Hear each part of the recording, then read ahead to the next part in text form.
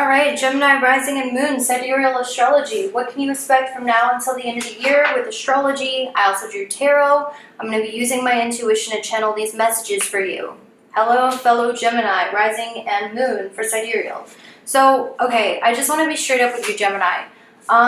Saturn's in your 8th house of Capricorn, which means the 8th house is the affection you get from other people, money you get from other people. It's what you receive from other people. It's also intimacy. Saturn is the planet of karma, restrictions, blockages, and Saturn is that tough father that teaches you hard lessons because it's building your character, because it's trying to give you something so much better that if you didn't work for, you would have settled for less than what you deserve. So Saturn is not a bad planet, it's just a planet that brings a lot of lessons, karma, and delays to build your character because it expects more out of you and because normally you are shortchanging yourself, and Saturn wants to buckle you up, make you tough, make you strong, because there is something so much better that you can have with a little bit of hard work. And Saturn for you is in your 8th house of other people's affection, other people's money, of intimacy, of happiness, of connection with others. So with Saturn being in your 8th house, Gemini, Saturn is really putting a block and delay with your relationships with justice in reverse. There is an imbalance in your relationship. There's an imbalance of give and take. This is a very big message for you guys. You might be in karmic relationships where you feel unloved in your relationships. People are not giving you the love you want, the respect you want. You feel unhappy, unfulfilled in your relationships. So what this has caused you to do, Gemini, is that it's caused you to start relying on yourself and to build yourself up and build your confidence up without the validation or support from others. And it's very hard as a Gemini because as a Gemini rising, a lot of your self-worth comes from outside validation. That's why you have Gemini in the 1st house, and Gemini is about community. And it's kind of like recently you have not been getting the validation, love, attention, or support that you want from other people, or it's been very unfulfilling. It's been very like disappointing in all of your relationships, and also you don't seem to be getting back what you give. So what Saturn has been doing for you, Gemini, is it's been building up your confidence, and also it's been healing your sacral chakra big time, because I got amber. A lot of you Geminis, you might be very drawn to the color orange or yellow or wearing amber. I feel like amber would be a really good stone for you at this time, Gemini, because it helps with your sacral chakra, which is the chakra below your belly button, and your solar plexus chakra. A lot of you Geminis, your sacral chakra was out of whack because the 8th house is about intimacy. The sacral chakra, which is the orange chakra, deals with intimacy, creation. The sacral chakra is about creativity, your divine feminine side. It's about your receptivity. It's about your ability to give birth to new ideas, your ability to be intimate with other people in a way that's fulfilling on both ends. A lot of you Gemini, you're working on amping up that sacral chakra, being more receptive to other people if you're someone who's normally blocked off. Learning how to be vulnerable but still powerful, Gemini. These are all things that you're learning. You're learning how to get in touch with your sexuality. You're learning how to be vulnerable with other people, but also in a smart way. That's what you're learning with Saturn in the 8th. And I really feel like working on your sacral chakra would be really good for you, and your solar plexus chakra. These are going to help build your confidence, Gemini.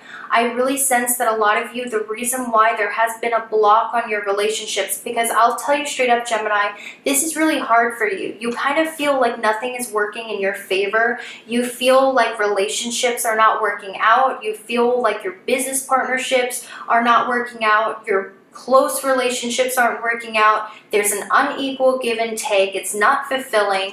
And it's almost like you're wondering why that is. Spirit is saying it's religious factors, which means it's divine intervention.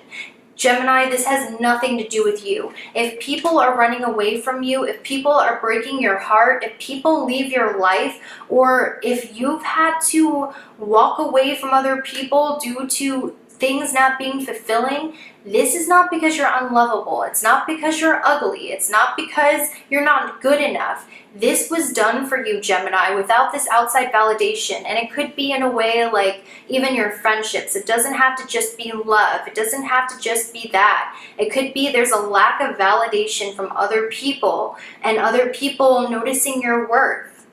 There's a lack of that now, and that's because there's divine intervention at play. And that's what I see with I embrace the all in reverse. This means that with religious factors, this is divine intervention. People are leaving your life.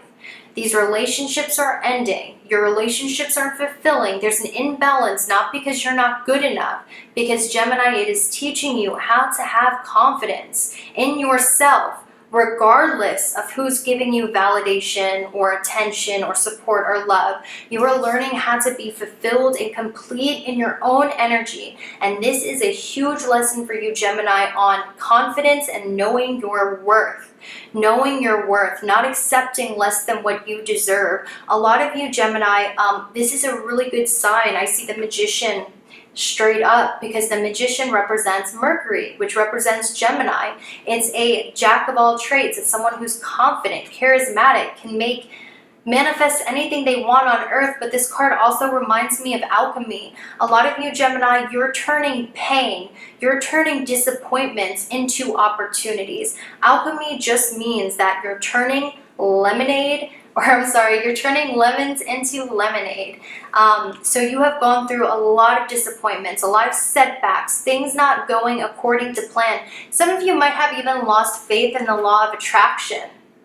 Some of you might have lost faith that you can manifest the life that you want, because you've been manifesting, and you feel like you're not receiving the blessings coming that you've been trying to manifest. The reason, Gemini, blessings are manifesting in your life, if that's still happening to you, is because you're being forced to learn your receptive energy. Because as a Gemini rising, one of the things in your life is that you will always be a pro-manifester. You can manifest what you desire on earth, but that you have to learn your balance, right, Gemini? Between your masculine and feminine energy. That's why Gemini is represented by the twins. And when you're born with a Gemini ascendant, you come into this life to learn how to balance your masculine and your feminine energies. And when you do this, I think it's a step in alchemy. When you balance your masculine and feminine energies, this is when you are able to manifest all of the blessings, anything you so desire. Because we come to our lives with a certain rising sign, because it's the karma we must learn and master. And as a Gemini rising, you have to learn, with this Justice card in reverse, how to balance your masculine and feminine energies. A lot of you guys, you're already very much, some of you are too in your feminine energy, where you don't really put out the confidence to manifest things you want on earth, because you're in a stagnant energy where you don't really put yourself out there, you don't really make physical changes to manifest the reality you want. You kind of just sit at home and daydream. But others of you, Geminis, you work way too much and you're workaholics. And instead of waiting for the universe to open another door, you're always pushing to open the next door, and you're not in your receptive energy. So this is a general reading, so it really depends on who's watching this. But Gemini, there's an imbalance of your masculine and feminine energies. A lot of you, most of you Geminis, you have to balance your feminine energy. A lot of you Geminis, with this High Priestess, and also this Devil, wow, a lot of you, your feminine energy, your emotions are imbalanced. A lot of you Geminis, your feminine energy is your receptive energy. This is how you manifest, and it's kind of like being a cat, where you don't really put a lot of effort into what it is that you're doing. Like, you don't fight for anything. You create something, you put it out there, and you let the rest come to you. You let people give to you. It's like allowing yourself to be a sugar baby. This is just a very extreme metaphor. It's allowing yourself to receive from others. Like, you know, like instead of pushing for someone's attention, learning how to step back and make them come to you simply with your energy. Not because you need them, but because you can. It's almost, Gemini, what you're learning with Saturn in the 8th is how to attract what you want with your energy instead of forcing and fighting to get what you want. Whether it's attention, validation, love, money, you are learning how to attract it to you with seduction. Through alchemy, through energy, rather than fighting and pushing. This also comes with learning that you don't have to talk a lot. You don't have to say a lot. You don't have to rush your words like I'm probably doing because I don't feel very present in my body because I'm hot and I've been doing this all day. You can talk in a slow way, in a way that's just honoring yourself and your energy and letting people hang on your every word, learning how to make people hang on your every word with barely trying, getting things handed to you just because you're fabulous, because you're attracting it with your energy. This is what you're learning, as opposed to the nervous chatter in your head going, okay, I have to do this, I have to do that, I'm going to talk really fast because I have to make a point across, and I have to do this, I have to do that. That is, like, that's how you know you're imbalanced. And I know because I'm a Gemini rising. With Saturn in the 8th, which talks about intimacy, the sacral chakra, feeling present in your body, attraction, but not just, you know, intimacy. This talks about like close intimacy with someone else. You're learning the art of seduction, how to seduce your manifestations to you, how to seduce people to you, how to get what you want, not by force, not with your masculine side, but with your feminine side of drawing people to you with your seductive energy. That's what you're learning, Gemini.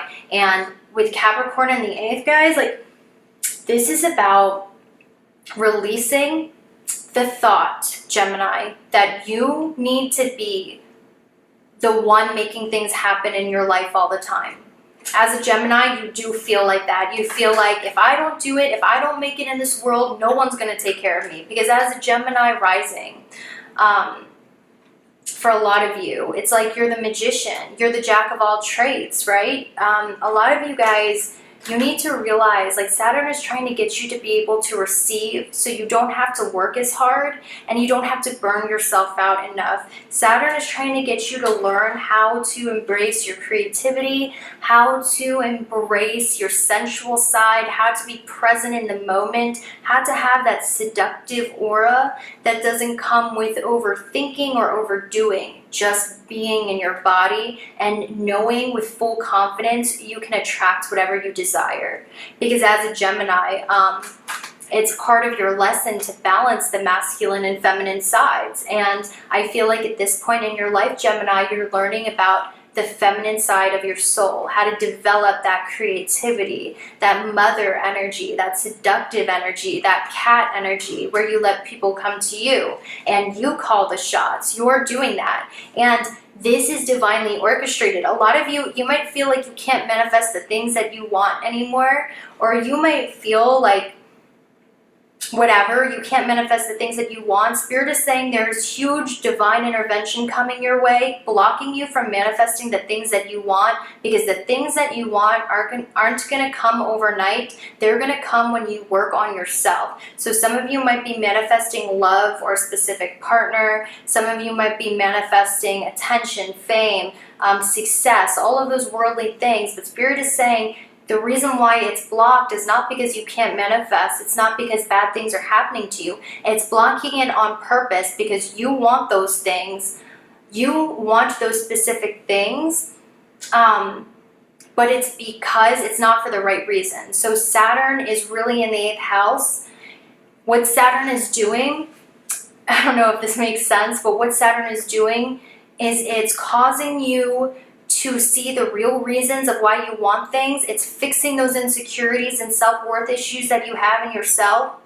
and it's teaching you how to attract what you want with less work, because Saturn's like, I have something better for you. So that's why relationships aren't working out. And also I'm hearing you might have multiple options in love. Saturn is saying it doesn't matter who you run to. It doesn't matter who you date next, because the lessons are internal. A lot of you are going to have a lot of options in love. A lot of people presenting themselves to you in love, Gemini. You might actually have that from now until the end of the year. And it's not, and Saturn is teaching you that it's not the person that you're with who's going to make you happy or give you all the things that you want internally. It's you. So go to a therapist. Keep doing that self-work. Keep transforming yourself into a goddess, because Gemini, that's what you're transforming into. You're no longer going to feel like, as a Gemini rising or moon, sometimes you might feel like the girl next door, or you might feel like you're no one's fantasy or you're nothing special. Literally, Saturn is transforming you into a goddess energy, whether you're guy or girl,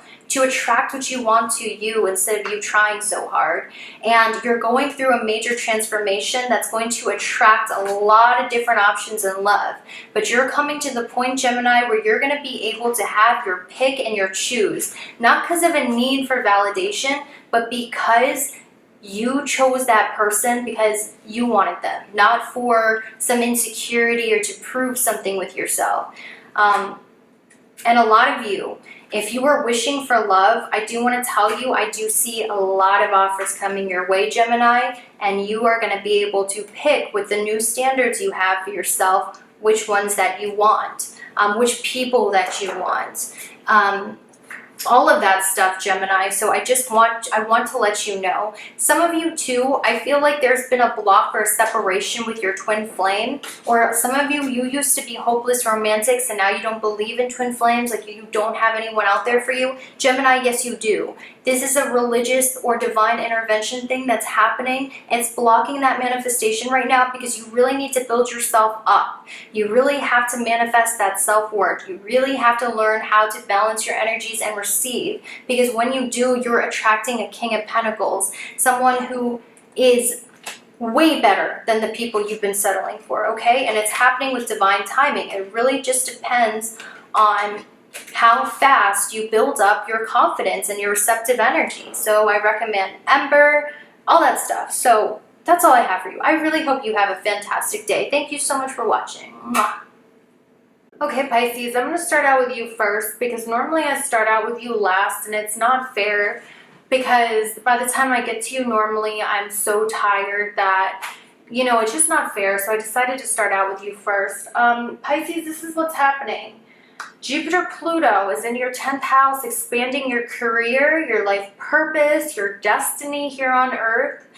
But Saturn is in the 11th house, and Saturn is the planet of delays. It's the planet of karma. It's the tough father that disciplines you because it wants you to succeed in this world. So even though Saturn's lessons can seem very harsh, it can seem very slow, monotonous, it can drive you crazy, at the end of a Saturn transit, it always brings you what you need. That's a lot more satisfying rather than instant gratification. So Saturn doesn't really support instant gratification, but what it does support is hard work, continuous efforts, discipline that amounts to success, and that amounts to whatever it's trying to get you to achieve, because Saturn wants you to achieve great things. Like I said, it's the disciplinary father. It wants you to achieve great things. However, it wants you to do it the right way, the hard way, the character building way.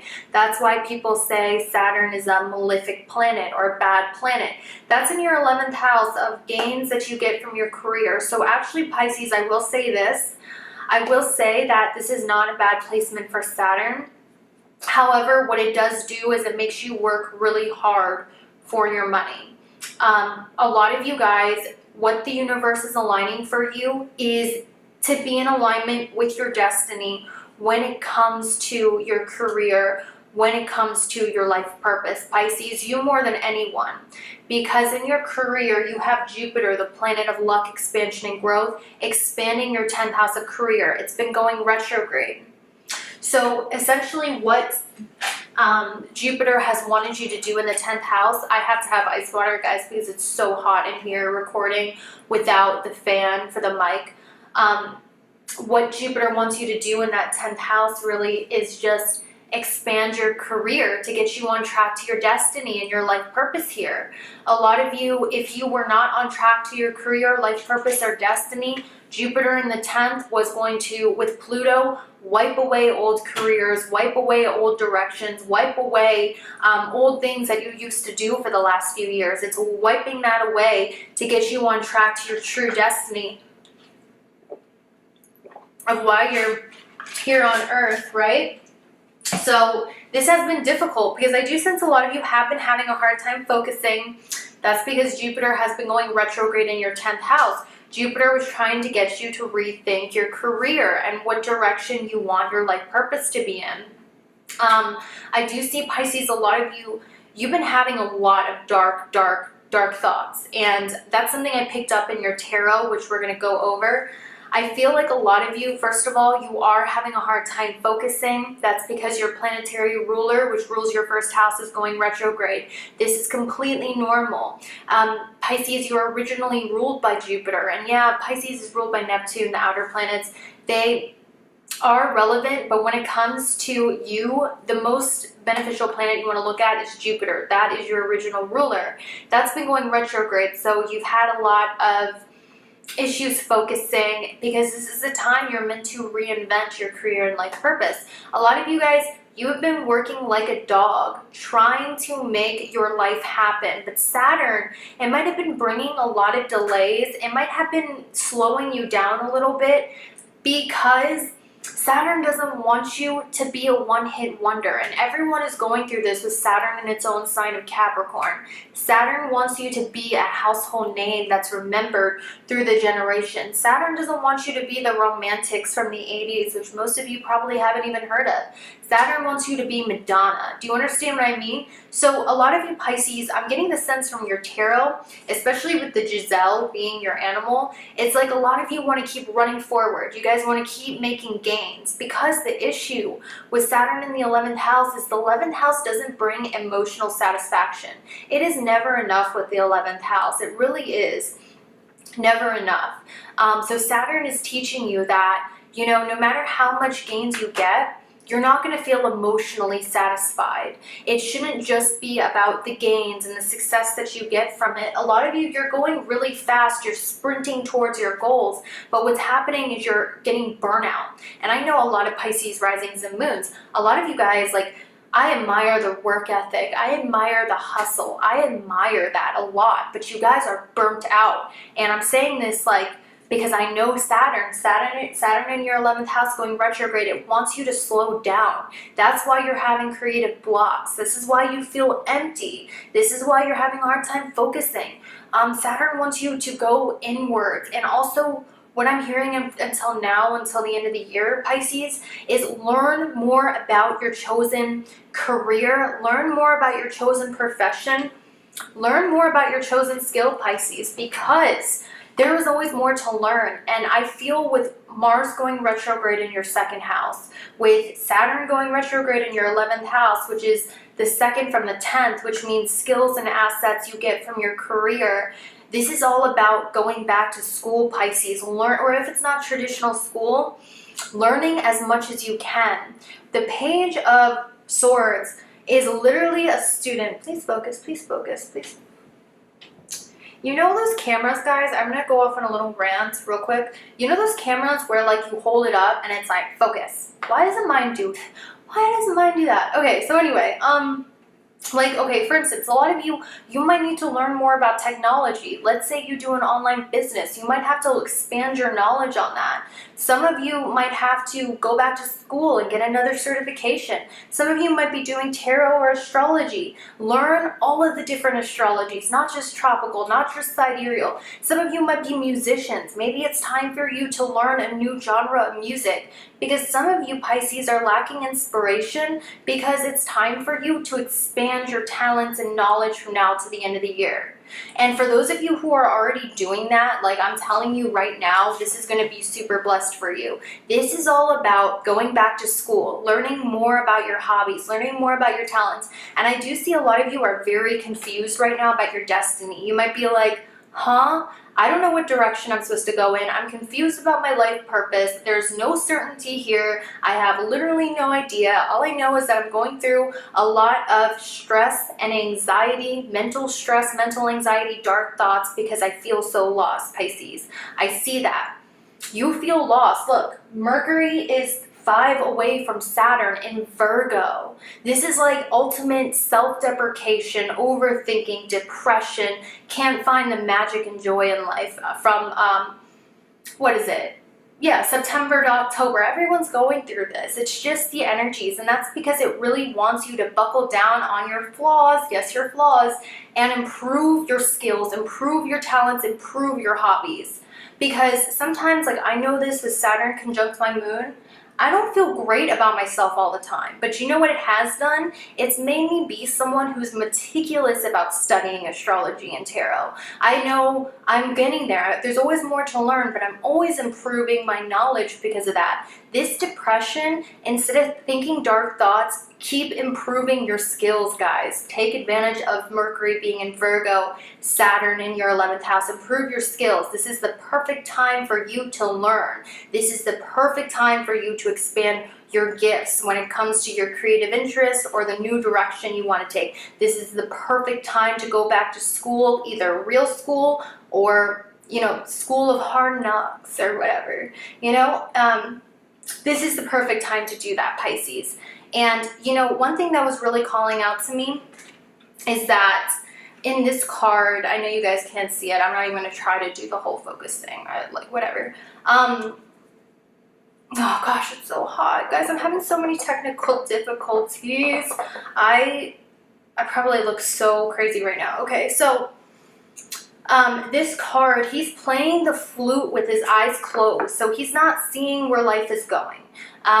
But all he knows is that he's playing the flute, and as he plays the flute, the oceans, the waves start to ripple, and the oceans and waves of change start to go on around him, but he doesn't even know. All he's doing is playing his flute blindfold. So what this card means, Pisces, is you don't have to know where you're going.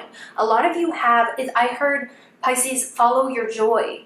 North Node is about to go into Taurus in the 3rd house, which amps up creativity and art. Absolutely. Jupiter's in your 10th house. You should know by the end of the year what direction to go in, and you know what direction to go in with your life purpose because it's the direction of your joy. You're just doubting it right now because you're being perfectionistic on yourself because you need to expand your knowledge on that chosen joy, profession, or creative interest, because Saturn wants you to build a legacy, not be a one-hit wonder. It's not going to happen as fast as you want it because you're building. And I know that's hard, but guys, like I've been preparing for this my whole life. Saturn's been next to my moon my whole life. Late bloomer, okay? Ugly duckling until 25. You know, like late bloomer and everything. But you know what? Like, I'm not doing bad right now. So don't try to rush things. Trust Saturn, because Pisces, look, you guys are so blessed. If I could be any sign, I would be a Pisces. Creative expression, inspiration, beautiful. You know, like, guys, you are so blessed. All I care about as a Gemini rising is my career, but with my karmas, it's not like yours. Your karmas, you can have this purpose, destiny, and career. You can do your joy as a passion and hobby and interest. You guys just need to have that slow build. You have Capricorn in your 11th. It's not going to happen overnight. Just trust that it's leading you in the right place and follow your creativity, follow your passion, follow your emotions. Do it blindly. Keep doing it. You're on the right path. You don't have clarity like this person, but little does he know he's creating the waves of change, and people are here to support it. Follow your joy, guys. You have a creative expression, dance, music, art, film, something. As a Pisces, I know you do. All right? Like a lot of you, being a counselor, being a leader, being a teacher is easy for you. People always come to you for advice. People always come to you for knowledge. All right? But a lot of you, it's time for you to, that's your day job. it's time for you to work that day job, but go after your real true love, your real passions, your real creative passions, Pisces. And also I'm hearing something about partnerships, creative partnerships, because we have this partnership twice. I do feel like Saturn was teaching you a lot of lessons in who your friends are, who you can and can't trust, and boundaries. But also at the same time, Saturn doesn't want you to be friendless with the 11th house. It wants you to be near people who are going to build up you energetically and your career, and figuring out who's really helping you and who's just bringing you down. Saturn in the 11th house wants you to figure that out. A lot of you feel like you're not getting the popularity you deserve, Pisces, or like the success you deserve. You feel like you're not getting what you deserve in life, the victories that you deserve. That's because your victories are delayed. I saw the tortoise, which means later victory, trust in divine timing. Do you want to be a one-hit wonder? Even if you're not, who blew up overnight? They all ended up dead at 27. Think about that. Do you want that, or do you want Madonna sitting here on Instagram still being relevant in 2020 after 40 years at 60 with her millions and billions of dollars? That's what I'm trying to tell you, Pisces. Like, you're burnt out. Saturn wants you to go at a steady pace. So I had to move on. It's getting way too long, but Pisces, I love you. Hang in there. Don't have dark thoughts. Lean on others to help you guys. That's going to help you a lot, and also chase your joy. All right, Libra, so I changed the lights pink to cheer you guys up a little bit, because I saw in your reading, in your spread, that a lot of you are going through just a lot of inner turmoil. First of all, a lot of you with Saturn in the 4th house. Saturn is the planet of karma, discipline, structure, depression, pessimism, delays. That's been in your 4th house of home and family. So a lot of you've been having a lot of distrust or a lot of emotional unfulfillment happening in your emotional and private life, Libra. I'm just going to be frank with you. And this is for Libra, sidereal, rising, and moon. So what's been happening is that a lot of your emotional happiness has been blocked off due to some sort of karma happening within your family unit. A lot of you, and I don't want you to think Saturn is a bad planet. Saturn is the disciplinary father who teaches you harsh lessons because it's supposed to build your character and lead you to your destiny and your life purpose and to becoming the person you're meant to be. It's supposed to lead you to that. And I know that's really annoying to hear, and some of you are like, whatever, I don't care, it's awful, what do you mean this is done on purpose to build me into a better person? I understand and I sympathize, but unfortunately we all go through karma. Every single one of us has Saturn in our chart. Every single one of us goes through karma and Saturn's punishment, because essentially all life is just a reality that's building our character, testing our resolve so we can evolve spiritually, vibrationally, and reach that feeling of peace, because we're all energy, and energy never dies, energy never goes out. So life and death really doesn't exist. We die in one form, but our energy and our energy cannot disappear or die. It's always there. So our karmas, our blockages, our everything is in our energy. And essentially this physical life is to help us release pain to get closer to soul fulfillment. And for you as a Libra rising or moon, Saturn in your 4th is bringing you a lot of painful karma in your home and family. Sometimes this karma is not deserved, okay? Sometimes like things happen in your home or family or with depression that is not your fault. And this is normally because of some other people's karma, or because it's a part of your path, because going through this experience is going to lead you to something else. So it's not fair sometimes, but sometimes this is karma of things that have happened in the past. So, you know, a lot of past family things could come up, a lot of guilt from the past, regret from the past, a lot of family karma is being repeated for you, Libra, or something like that. And I see it's really been taking a toll on your mental health. A lot of you with the crow, and also talking in the ear. And with the 10 of Cups, this also reminds me of like a deceased loved one talking to you. Some of you could have had recently, Libra, deceased loved ones or ancestors talk to you,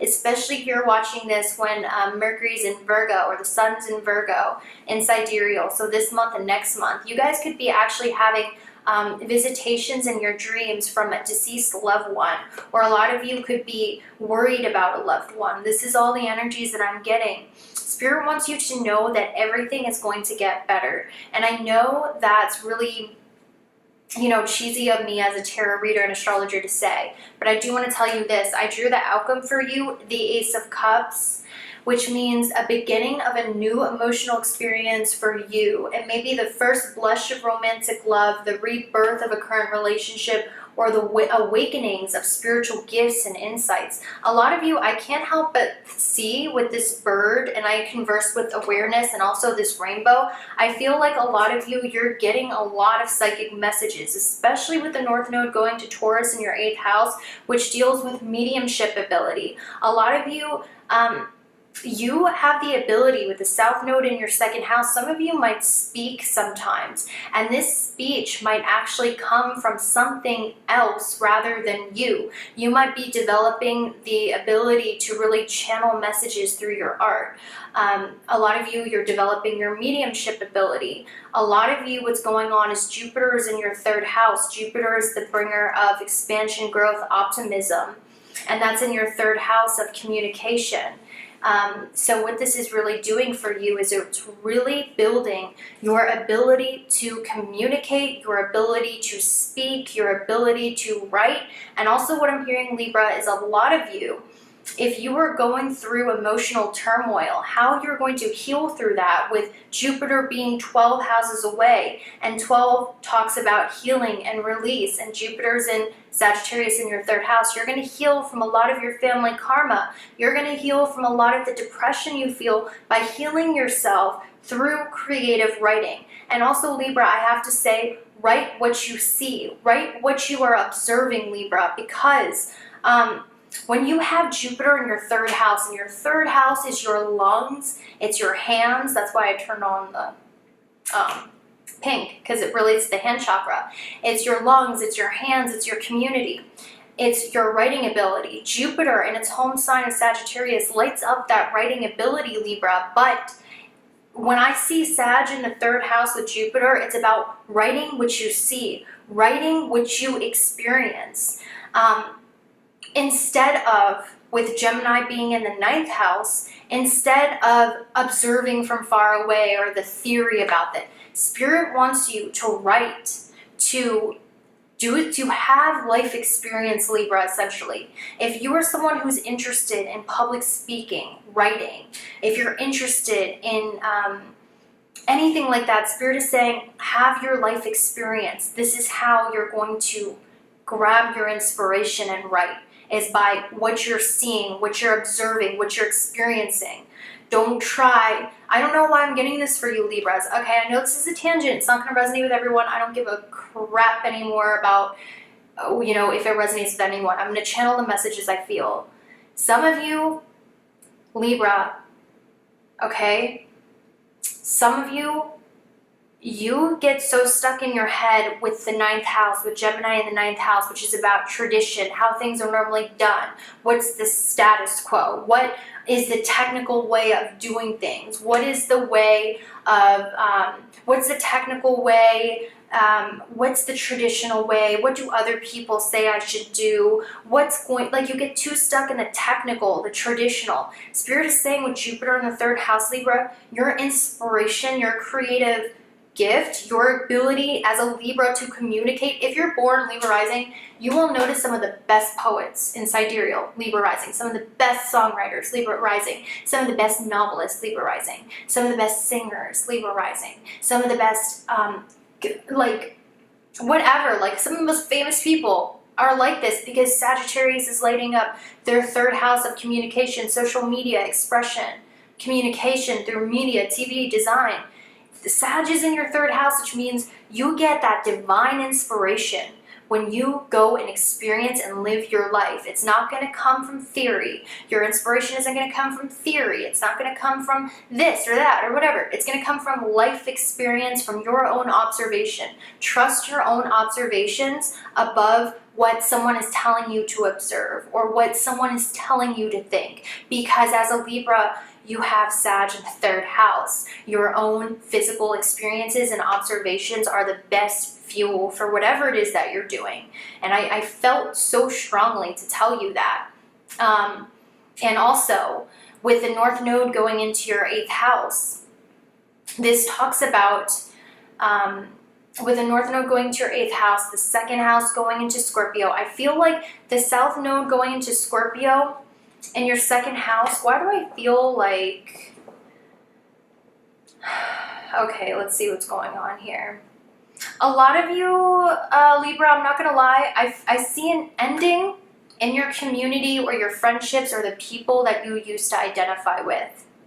And I feel like it's not necessarily a bad thing, but I feel like this death and rebirth has to happen because it's just the cycle of life.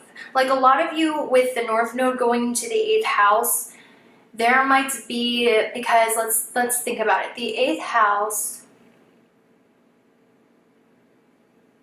is 11th away from your 10th house of career. And it's in Scorpio, or in the sign of change, and the North Node is going there. A lot of you might be changing your friendships. You're going to be changing your communities. There's going to be massive shifts and change that happen in your life that is going to be uncomfortable, but it's going to lead to more fulfilling situations in your life. Because Libra, for so long you've been depressed. For so long you haven't been able to see the joy in life. For so long you have been dealing with mental anxiety. You have been dealing with not being able to fit in, not feeling like you fit in. For so long you have been dealing with this family karma, this emotional baggage. But now that's shifting and you're changing and you're cycling through. Let's see what's going on. A lot of you, I feel like a lot of you need to be reminded of how great you are. I just feel like a lot of you with the South Node going into Scorpio in your 2nd house, there might be a lot of feelings of mistrust around others because like the Taurus, like the Scorpios, a lot of you are dealing with, you're learning about boundaries, you're learning about how to speak up for yourself, Libra, you're learning about your inner strength. A lot of you are scared to speak up for yourself. You're scared, you put restrictions on speaking up for yourself. There's been a fall in strength or self-esteem. Libra, I see that for you. What the South Node and Scorpio, North Node and Taurus is going to do is it's going to teach you about boundaries with other people, and instead of getting upset and stewing about things that you're upset about inside, learning how to lovingly speak your truth and assert your boundaries and speak to others what you need instead of expecting everyone to be a mind reader. Because I just feel that when looking at your chart. The North Node in the 8th is teaching you about boundaries. With the South Node in the 2nd, it's teaching you how to speak up for your boundaries in a loving manner, in a way that is not reactive, and in a way that's not nonsensical, but in a way that is very grounded and very mature. A lot of you have troubles with the South Node in the 2nd house with your throat chakra. Actually, Libra, there we go. I'm going to open up your throat chakra. It's okay to speak what it is that you need. It's okay. A lot of the times, if you don't speak what it is you need, it comes out as sheer anger and like an outburst. So Libra, this is about learning how to deal with what it is that's stepping over your boundaries, asserting them and speaking them lovingly, and just learning how to deal with it, you know, in a very good way where you feel validated. You're able to see who's respecting your boundaries and who's not, and not feeling ashamed or bad that you have to speak up about your boundaries. This is what makes good partnerships, Libra. Nobody in your life is going to be a mind reader, friend or romance. Nobody is going to just understand what you need. I feel like you're really going to learn this, is that there's going to be an awakening of learning how to speak up for yourself and speak about what you want. A lot of you want things, you have boundaries, you're attracted to things, but it's almost like you don't go after them because there's fear holding you back. There's like something closing your throat chakra, Libra. The next 3 months is about learning how to open up your throat chakra and realizing that it's safe for you to be authentic and it's safe for you to speak your truth, because the people that are your friends and are meant to be on your path will respect it, and no one is going to hate you for it. Because Libra, you lost, I feel like for a while, your spark or your spunk. That's what I feel for Libras. And I feel like the North Node in the 8th house is really just going to give you your spunk back, if that makes sense. And I also see with Jupiter in the 3rd house, a lot of trips away from home. But also Libra, don't keep trying to run away from your emotions. I do want to tell you that. That's all I have for you, Libra. I hope you have a good one. Thank you so much for watching, and I'll see you later. Okay, so Sagittarius, let's go ahead and take a look at your tarot, Sagittarius moon, and Sagittarius rising. Let's go ahead and take a look at your tarot as well as your astrology charts. I still use paper because I'm very old-fashioned. So what's been happening? Let's take a look at this. I do see for a lot of you that there has been a lack of playfulness in your life. A lot of you, Sagittarius, I'm just sort of getting the feeling like a lot of you, there has been a lack of playfulness in your life. There has been a lack of fun in your life. Also, your everyday has been very structured, very disciplined. You've been very hard on yourself. A lot of you have been really busy studying, or a lot of you have spent a lot of time alone, like perfecting your art or studying or working on something. It's almost like your everyday routine has become very structured, very controlled, very unexciting, because that's just the feeling I get. And that's because Saturn's been in your 2nd house, and it's 5 away from your 10th house, which means that your everyday lacks a lot of creativity and it lacks a lot of fun. And not only that, it's just very disciplined, structured. There might also be like a need for you to grow up a lot during this time. And the reason being, and even if you're already grown, because we're always growing and evolving throughout the years, right? Saturn has been in your 2nd house, but 12 houses away, which means what we release, Jupiter has been in the 1st house. And Jupiter in the 1st house in its own sign is luck, optimism, growth, it's spirituality, it's fun, it's expansion. Saturn in the 2nd house is really making you grow up a little and make you be very practical about what are my skills, how do I organize money. And also I hear for you, Sagittarius, being stricter on yourself about what you eat and what you put in your body. This has been a huge thing because the 2nd house is your throat chakra. It's what you eat, it's the things you like to eat, and Saturn is the planet of discipline, it's the planet of karma, it's the planet of restrictions. That's been in your 2nd house of your throat, and 12 houses away, it wants you to release Jupiter in the 1st house, which means it wants you to be stricter about your diet. It wants you, some of you might have been considering going vegan, going vegetarian, you might have been considering working on your diet. This is a very, very good place to start during this time.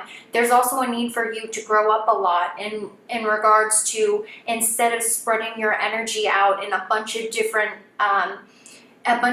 things you want to learn, instead of being, just going over kind of like, what's the word? It's almost like Sagittarius, moon and rising. You have been just exploring a lot of different paths, a lot of different interests, but Saturn in the 2nd house wants you to really hone in on those interests, hone in on developing your skills, be more practical about it.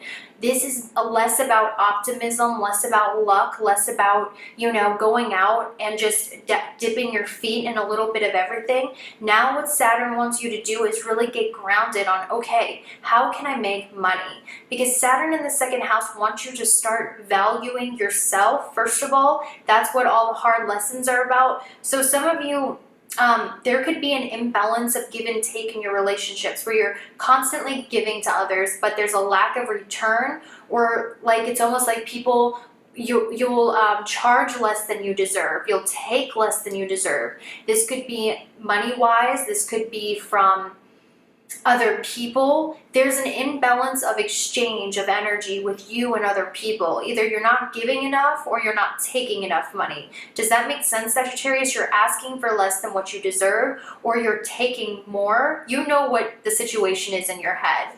And this imbalance of energy is causing a lot of disputes in your life. First of all, Sagittarius, you could be going through a lot of theft. You could be going through people taking advantage of you. You could be going through a lot of feeling blocked off and bitter towards others. This is because Saturn in the second house is trying to get you to learn what your boundaries are, because Saturn is the strict father. It's going to give you karma. It's going to give you delays wherever it is, but these delays are building your character so you can be a strong person ready to face the world. Saturn in the second house wants you to start addressing your value. It wants you to start saying no. It wants you to start having an equal balance of give and take. Are you in a relationship with someone who does not provide at all and you're providing everything?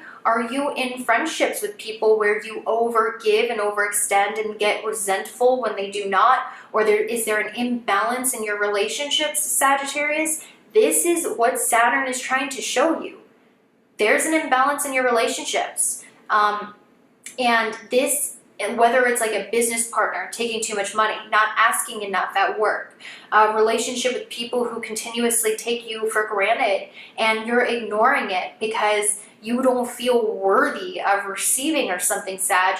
So Saturn in the second house is trying to, because with Saturn, the more you learn the lessons, the more you work with Saturn, the more reward it gives you, because Saturn is of karma, and karma can be really good too. So what Saturn really wants you to do is start trusting yourself, like start trusting what you want.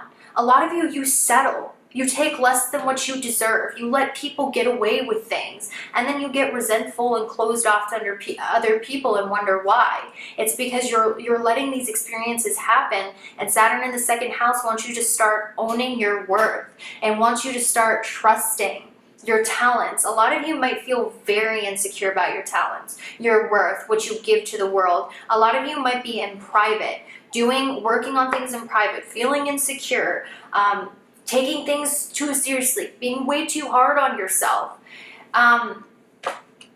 Saturn in the second house, the reason why it's causing you to be insecure about your talents isn't to punish you or make you feel bad. It's so that you diligently work on them. But also, Sag, I want you to know you're doing the best that you can. If you are doing the best that you can, you're studying, you're not going to be perfect overnight. Saturn in Capricorn delays things for everyone because it's about later victory that comes with hard work. It's not about overnight victory, like when Saturn was in Sagittarius and it was about learning how to have faith and belief. And if you did that, Saturn rewarded you with like blessings and boom, a windfall. No. Saturn in Capricorn is about being grounded. It's about practical hard work. It's about not just hard work in regards to career, hard work in regards to building your character and yourself. So Sagittarius, this is about releasing that generous nature or whatever, releasing that optimism, not to be depressed, but so you can groundedly focus on improving your craft and your skills in a way that builds confidence, not because of dumb luck or gambling, but because you focused in and developed your talents, but also not being hard on yourself to the point where you're like, my self-worth is in the toilet. I don't know what's wrong with me. I'm stupid. I'm so stupid. You know, because Saturn in the second will make you feel like that, or make you feel you're not deserving of love. Sag, if there are people in your life that are not giving you what you need, it's not that they're bad people. It's not that you're being crazy. If people in your life, this is about relationships, if the things in your life are not giving you fulfillment and nourishment, because the second house is about nourishment, and Saturn delays nourishment. If you are not getting nourishment from the relationships in your life, whether it's at work, whether it's like no nourishment, emotional, fun nourishment coming at work, no nourishment coming from a partner, no nourishment coming from, friends. No, like if there's an imbalance, it's time for you to level up those people. It's time for you to level up with your friendships and your relationships. Stop settling for the less than you deserve, Sag. There's almost like this martyr syndrome I feel for you, where you just don't have that self-worth there with Saturn in the second, but it's teaching you how to have worth in yourself. And Saturn rewards you when you go with the lessons. So let's see what you can do. With the Knight of Cups, if someone asks you, if someone is offering you help or assistance, say yes. If someone is giving you a compliment, say thank you. If someone is being nice to you, Sag, don't feel weird or suspicious or go, yeah, but, you know, I'm ugly, or yeah, I mean this, whatever, you know, like stop dismissing these compliments. Stop turning down help from others, because when you receive compliments and you know you deserve them, it boosts your self-worth. I feel like how you can do this is by accepting compliments, accepting that you deserve a congratulations. No, you're not the best overnight, but look how far you've come. Honor that. Also, learn when it's time to end relationships, guys, Sagittarius. Learn when it's time to end relationships. With the Ten of Swords and the Knight of Cups, learn when to walk away. Learn when to turn your back on the sweet talker who's offering, because the Knight of Cups is about, I don't care if this doesn't resonate with some of you. I'm just going to tell you what I'm seeing. The Knight of Cups is a sweet talker. He gives you flowers, he gives you roses, but at the end of the day, he's got a pompadour and a fedora. How much can you really trust him? I'm just kidding. But it's learning how to walk away from these grand gestures, because they're not fulfilling. They're not what you need. What you need is, let's see real quick. What you need in a partner, you need somebody who's going to fight for you. You need someone who's going to see your worth no matter if you're at your best or your lowest. Not some fickle offers, right? I feel like a lot of you are really just really sad in your relationships. I feel like a lot of you, your self-esteem has been given away for far too long to other people. So if you're Sag Sun, Sag Moon, Sag whatever, with the South Node going in there, or just whatever, if you're Sag rising, for too long your self-esteem has come from love or the validation of other people. And Spirit is working with you to get that self-worth that doesn't come from outward validation, but comes from inward validation, from all the self-work that you have done. And also developing your talents, not being hard on yourself, but developing those talents in a way where you are like, I am doing my best, because you are Sag. You are doing your best. You're not going to be whatever overnight. Okay, it's not. It's Saturn's in Capricorn. But know that you are doing your best, and that best is going to be rewarded in karma, guys. It is. Yeah, with the Innocence card, this is what we got for the Pisces. Trust your passions. Trust your talents, Sag. A lot of you might not be able to see just how good you are at a certain thing. Keep going, all right? Because he has a blindfold on. He's playing the flute and he's making waves of change. He doesn't see it, but it's happening. And he's working in private with his back turned. A lot of you, just do that. Just do that, and you're going to get the success you want, because I got the Six of Wands. But life is going to be good for you. You're the most blessed zodiac sign. You're ruled by Jupiter like Pisces. I don't want to hear you guys. I don't want to hear anybody complain. I know it's like easy to say, but really, Sag, you're going to be okay. And I just feel like you need to stop being so hard on yourself. Also, don't be so restrictive about things as well. I keep hearing, Sag, it's okay to try new things. Some of you might be scared of trying new things with Saturn in the second, but trying new things is what expands your knowledge and your vision. So also, don't restrict yourself from new experiences and new people ever, because, you know, you're trying to, you know, like Sag, it's almost like you're restricting yourself from new experiences and people, because, you know, it's like almost having too much of boundaries up. That can sometimes happen.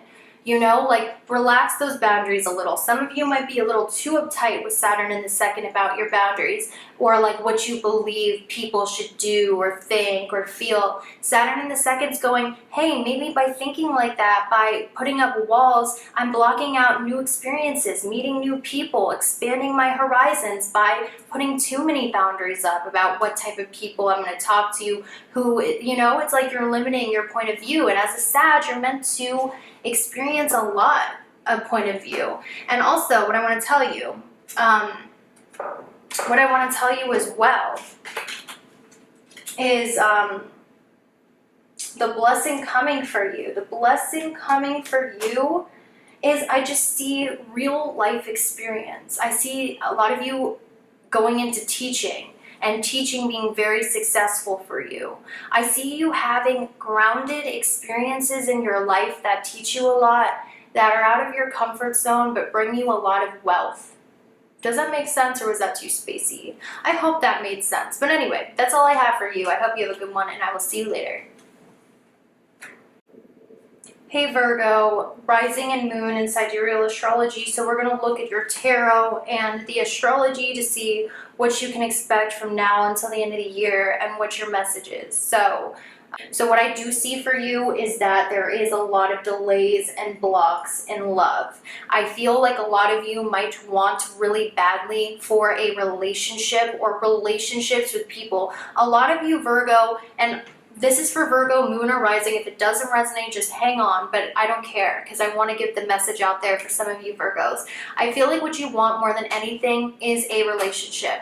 You want someone with this King of Summer, with the penguins, that you can have a family with. You want a true relationship connection with someone, but there has been a block on it, as I see with heart-to-heart conversations. There has been a block on you manifesting the right partner, or there has been a lot of karma in your relationships that have been very on and off, very hot and heavy, but then very painful endings. Or there's been a lot of things that have a promising start in love and romance, but then they end up being extremely disappointing, extremely painful, extremely karmic. There's a lot of false starts in your relationships. There's a lot of wanting a relationship but never quite finding the one. There's a lot of uncertainty and karma in your relationships, all relationships, but specifically with love, even with business partnerships, Virgo.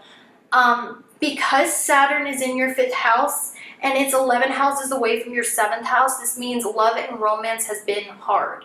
It's been more practical than it has been passionate. And passionate will quickly turn into something that you just don't feel a connection to, or they don't feel a connection to you. Because when I look at Doreen Virtue's heart-to-heart conversations, the woman is leaning in for a kiss and that guy is just not having it. So it's almost like, for you, there's been a lot of misconnections, a lot of things that start out promising but just aren't it. There's been a lot of karma, uncertainty in your love relationships, and you like wanting it, but at the same time, there's just so many disappointments. There's so many, you're interested, the other person's not. They're interested, you're not. A lot of just karma and lessons and delays in love and work partnerships. You'll have a promising work partnership and then it just falls through, or they end up disappointing. And this could be with any relationship because Saturn is aspecting your 7th house. So it's making a lot of your work partnerships. It's making a lot of your romantic relationships very back and forth, very hot and cold. And I do sympathize that with you. The positive thing that I'm seeing for you, Virgo, one of the saving graces that I do see for you is that a lot of you, your home relationships have gotten a lot better. Your home life is improving. Your home situation has improved. So Virgo, Jupiter's in the 4th house, and wherever Jupiter is, it wants to give you blessings. So if these blessings have not manifested, from now until the end of the year, you can absolutely manifest these blessings. Because remember, you know, we do have a semblance of control in what manifests in our lives, and that's why I use astrology is to best time manifestations. With Jupiter in your 4th house of Sagittarius, Virgo, you can easily improve your home relationships, your family life, your home life. You can move into a better place. You can move into a place that is just a lot better energetically for you. A lot of you could improve the relationship with your family members, specifically your children, because there's a lot of 5th and 4th house access. And also on top of that, a lot of you, your mood is just going to start improving, because the 4th house is your quality of life. It's your emotions, how you feel. Jupiter is in the 4th house of your emotions, making you feel more optimistic. So that's something that you can look forward to. Better relationships, specifically with your home and family. A better home life, but also because Saturn is in the 5th house, what it is going to do is it's going to make you work really hard for these relationships, okay? Virgo, it's going to require a lot of hard work, because Saturn is about hard work and discipline to build your character. It's aspecting your 7th house, which means that even though this happiness is coming in your home and family, it's not going to come, easily. It's going to come with Saturn, which means hard work, discipline, working on your relationships, being willing to talk it out, figuring out who it is that you're willing to invest time in and talk things out with, figuring out who is worth your time, taking the time to really have heart-to-heart conversations instead of blocking things off. Hey Leo, what's up? Welcome to your reading for Rising and Moon Sign Sidereal. I'm going to be using astrology and tarot. Leo, I just want to say this. For those of you who are in the business, let me just double check, because I don't want to give anyone anything false. If you are in the business of gambling, if you're in the business of sex work, if you're in the business of astrology, if you're in the business of entrepreneurship, a lot of you, Leo, you're about to come into a time where I see you taking a risk, some sort of career risk, because Jupiter is in the 5th house, and the 5th house is 8 houses away from your 10th house of career. And in your 10th house of career, you have the North Node amping it up. I see for those Leos who are not self-employed, a lot of you are about to take your shot at becoming self-employed. A lot of you are about to take a huge risk in regards to your career, a huge change in regards to your career. For those of you who are already self-employed, for those of you who are already like either astrologers, self-employed, in sex work, in the entertainment industry, in stocks, or whatever that the case is, I see a lot of you, but what I see for a lot of you is a lot of you are in the process of starting your own business or really developing your own business. I see that a lot of you are about to embark on a new adventure or a new journey in your job or your career that is going to feel like a risk, but with the 9 of Cups, I see that this risk is going to pay off. A lot of you, this is what I'm seeing for you guys, Leo. A lot of you for a very long time, there has been a death to your freedom. You have felt very enslaved. Maybe this is to your work, maybe it's to a partner. A lot of you, Leo, you have been stuck in a very unsatisfactory routine, whether it's to people from the past, whether it's to a job that you might have done because it earns you money, but you don't really love it. This is almost, to me, Leo, a lot of you have an attachment, a relationship in your life, whether it's your career or your romantic life. You're attached to something unhealthily out of fear of loss, because the devil talks about fear. Or maybe you feel like I put in so much effort into this, so I'm going to stay with it because I've invested so much time and effort.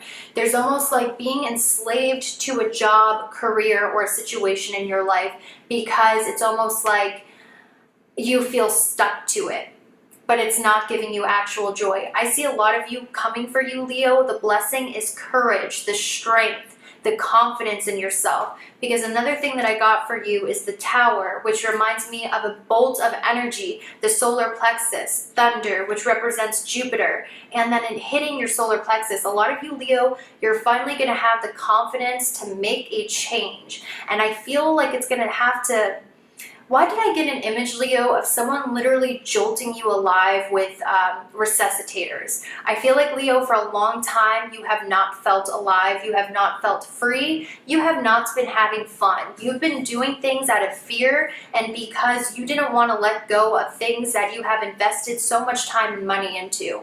That's what I'm seeing, Leo. There's this fear keeping you towards an unhappy situation. A lot of you, the blessing coming for you, Leo, is a leap of faith and the confidence to start something new. And this risk, and also be responsible, guys. You know what I'm talking about. This is a general reading. Don't do anything stupid, okay? But you're going to take some sort of risk.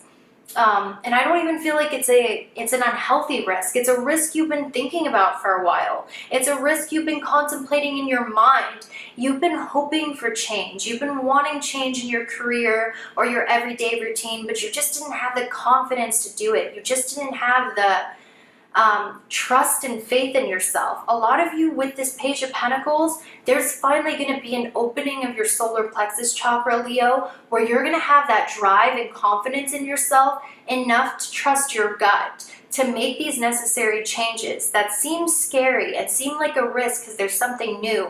But this risk, because Jupiter's in the 5th house, exalted in the 5th house of Sagittarius, it's going to be a lucky risk.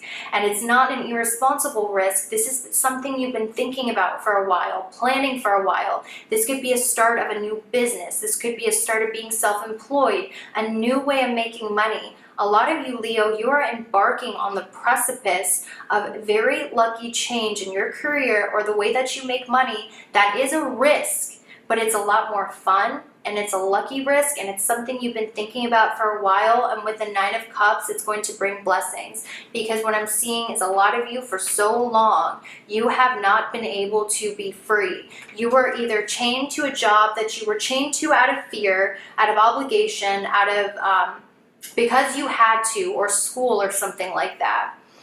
There was a lack of freedom in your life. You felt restricted. You're literally a prisoner, Leo. That's how I feel. It feels like you are a prisoner. It feels like you were a prisoner for so long of comfortability, of what, you know, being scared of cutting the chain. But what I'm seeing, guys, is you're going to take some sort of risk, some sort of leap of faith. And I don't want to lie to you, Leo. This is a dramatic time. Saturn, Jupiter in its own sign, North Node going into Taurus all at the end of the year. I feel like something dramatic is going to happen that really pushes you to your breaking point, that forces you to make a decision and forces you to make that change. Because I do sense, Leo, a lot of you are hesitant on making changes in your life that are permanent. You've been thinking about taking a risk. You've been thinking about starting your own business, thinking about leaving your relationship, thinking about leaving your comfort zone or something that you fear leaving. But you haven't quite made the moves towards it, or you've been testing the waters towards it. The blessing coming for you is there's going to be divine intervention with Jupiter in the 5th house that wakes you up like a bolt of lightning into making these changes you know you need to make. And for some of you, it might feel painful, especially for those who are really scared of going out of their comfort zone. But I'm seeing you've been thinking about something for too long. Something is going to come in and force you to make these changes, and these changes are going to be blessed, and these changes are going to be lucky. For too long, you have lived in fear. For too long, you have lived in fear of what? Change. You have lived in fear of change. And also what I'm hearing is you have lived in fear that has stopped you from your wishes coming true, Leo, getting what you want, whether it's in love or whether it's in whatever it is, love, career. For too long, you have been, Leo, you have been so scared of death. For some of you, it's hanging on to a relationship, to something, a contract, something you felt bound to. You're finally going to be able to leave this contract, leave this thing you felt bound to out of a karmic contract, or out of fear, or out of like there's a sense of you finally being able to break free out of some sort of contract, something holding you back, a relationship holding you back, and finally having the bravery and courage to do it, kind of like tearing the band-aid off. And because Jupiter is exalted in Sag in the 5th house, this is going to be a lucky change. A lot of you have been stuck in a standstill for too long, ignoring your spirit guides, ignoring your higher self. More importantly, a lot of you have been ignoring your higher self. You've been upside down, ignoring your path, ignoring your destiny, and settling for restrictions is what I'm hearing. Restrictions on yourself, settling for jobs you don't really like for money, putting so many limitations on yourself and what it is you can and can't achieve. You know, all of that stuff, like what it is that you deserve. So I feel like something's going to happen that really causes you, like it lights the fire under your butt, so to speak. Sorry, I have you guys last, so now you know what it's like to listen to an Aquarius or Pisces reading. But that's really what I see for you, Leo, from now until the end of the year. And also what I'm hearing is a lot of you need a community. Okay, so Saturn is in your 6th house, Leo. So Saturn really, and I keep getting the World card, it really wants to get your stuff together in regards to your career and your life purpose. A lot of you, I'm also hearing that a lot of you, there is going to be an ending in the way that you make money. And I really sense for you it's going to be a positive ending. And I'm also sensing as well that you are coming into a time, Leo, from now until the next 3 months, where you are going to be collaborating and working with other people, with Let Your Friends Help You, that is going to bring you more abundance. Because Leo, for a very long time, you have been doing things all on your own, as I see with the 9 of Coins. Your heart chakra has been blocked off. Your heart chakra was not in commission. You might have been avoiding commitments. You might have been avoiding anything that required commitment, or you might have been avoiding anything that required your emotions or real emotional depth, and even ignoring your own emotions, which is why you felt unsatisfied in your life. Spirit is saying, let your friends help you. You're coming into a time when you're going to collaborate with other people, and this collaboration is going to help you make more money. A lot of you need to put yourself out there more. You guys don't want to die alone. Your heart chakra is very blocked off from connecting with other people. You guys are holding on way too tight to your heart, to your openness, Leo. You've been blocking out real connections with friendships. You've been blocking out real emotional connections. You've been blocking out real people who really care about you, Leo. You've been blocking everybody out, and you're going through burnout, and you're going through a lot of mental anguish. Spirit is saying, let your friends help you, Leo, because you're coming into a time when you're going to be able to work with other people, and these people are going to help build your abundance in the next 3 months, because you can't keep doing everything alone. A lot of you feel like you can do everything all on your own, but with the 7 of Cups, things keep falling in your face, and you keep having a disillusion where things are not working out the way you want.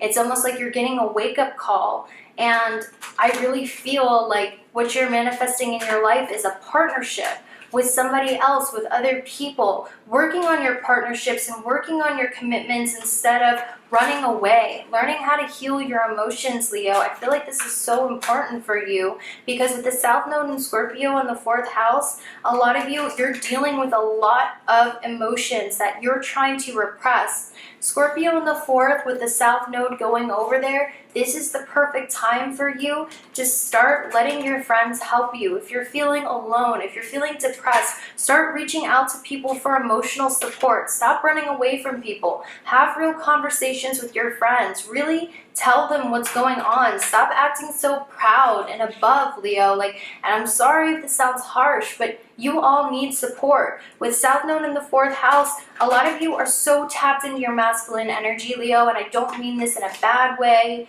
in a judgmental way, but it's like you're so proud that you can't address your own emotions. You're so proud that you think you don't need anyone, and you're strong, and you're You know, like, it's almost like people will try to get close with you and vulnerable with you, and you're like, no, I'm fine, I got this, and who are you to tell me, and I'm fine, what about you? Like, you're defensive, Leo, and this is because you're not letting yourself be vulnerable with others, you're not opening up with others, but that in turn is causing you loneliness. And you are going to advance, Leo, when you work with other people. You let people in, because this Nine of Pentacles is going to turn into the Ten of Pentacles. Yeah, that's what I see for you. So let people in, guys. You're dealing with a lot of heartbreak. You're dealing with a lot. You don't have to be a lone wolf any longer. And also, trust your gut instincts, Leo. A lot of you stopped trusting your gut instincts. You have not been acting on your gut instincts. Like, a lot of you have these ideas, but you've been sleeping on them. Why? It's out of fear, Leo. So this is a really good time to heal your fears. Why is it that you fear certain things? Do you fear that you're not good enough? Do you fear rejection? Do you fear failure? Do you fear doing things without even trying, Leo? Like, South Node in the 4th house would be a really great time for you to start working on your relationships. Start, because it's 7 away from your, it's 7 away because we have a 7th house. 7, 12, 11, 10. It's 10 away from your 7th house, which means this is a really good time for you to heal from relationships in the past that have caused you to be so distant, that have caused you to be so jaded, that have caused you to have such a strong heart blockage, which is why I have the green aura up here. I'm sorry if I'm tired and getting a little loopy. I'm channeling spirit, and also it's hot as hell in here. But this is a really great time with the South Node in Scorpio in your 4th, 10 houses away from your 7th house of partnerships, to really first of all, you're going to meet a lot of past life friendships, a lot of past life connections, friends that you can have a creative hobby together, like a group of people you can be creative with, a group of people you can work with, a group of people you share the same passion with. Start putting yourself out there. Start saying yes to invitations. Stop being so scared. A lot of you, Leo, this is a really good time for you to address the reasons why you're so fearful of relationships and true vulnerability, and to heal your feminine side and to heal your masculine side, because a lot of you, your masculine side is way on overdrive, where you think you have to be strong and do things alone, when in reality there are so many friends, so many people around you who want to help you and embrace you, Leo. And this is going to lead to financial abundance, and not just financial abundance. I'm hearing like emotional abundance. Okay, so Leo, this is a really good time to get a counselor and heal from things in your past that have made you feel like you are too scared of putting your heart out there because of the way people have treated you in the past. Things change. This is a perfect time to get a therapist. All right, Leo, so I'm sorry I got tired, but I love you a lot. I love you as a Gemini rising. I naturally love Leos. So that's all I have. I hope you have a good one. Bye. Hey Cancer, welcome to your reading for now until the end of the year using astrology and tarot. I'm going to be using my intuition while I look at your chart and I show you your tarot. This is for Cancer, rising and moon in sidereal astrology. So Cancer, essentially this is what I've been seeing for you for many, many months, and this is what I still see for you. A lot of you are stuck in an obligation, and I'm going to explain fully for every Cancer out there, but a lot of you are stuck in an obligation because I have the unicorn that's kept in a fence. You guys are stuck in this fence of something you don't want to be in. And with the 8 of Wands reverse, it's like you want to escape this fence, but you can't. There's something blocking you. There's something keeping you from running free. It's like you're stuck in something you don't want to be in. But with this Honor Virtue card, if you can see it, she's kind of like, yeah, I honor virtue, whatever. I'm not happy about it. It kind of reminds me of that Princess Chelsea song where she's trying to convince herself she loves her boyfriend even though she's attracted to a drummer who doesn't like money. She's trying to convince herself of why she should do the right thing. A lot of you, you're stuck in a situation in your life that is very emotionally taxing for you, that is very draining on you, where you're constantly giving and you're starting to get really fed up. You're starting to want to escape this situation, and you feel really bad about it because for some reason you can't. It's almost like a lot of you, you're spending a lot of your time taking care of other people, supporting other people. I keep getting this energy of selfless service to other people, and it's making you feel bad that you want to escape it, because you do. You want to escape it with the Eight of Wands in reverse, but you can't. There's something keeping you stuck, and a lot of what's keeping you stuck is your morals, is your virtue, and also because you're like, well, I have to help these people. It's my responsibility to help these people. But guys, I want to let you know, Cancer, Jupiter is in your 6th house, and Jupiter is 12 away from Saturn in your 7th house of partnerships, which means a lot of you feel a heavy responsibility towards someone in your life, and you are expending a lot of energy. You might even be getting into debt from people in your life where you're constantly giving to, and you're doing this because you feel like it is your duty, it's your responsibility. With the King of Cups, this reminds me of the penguin. You know, the male penguin who's the one who takes care of all the babies and takes care of everything. There's something keeping you fenced in. I keep seeing an image of a fence. I keep seeing fences around you.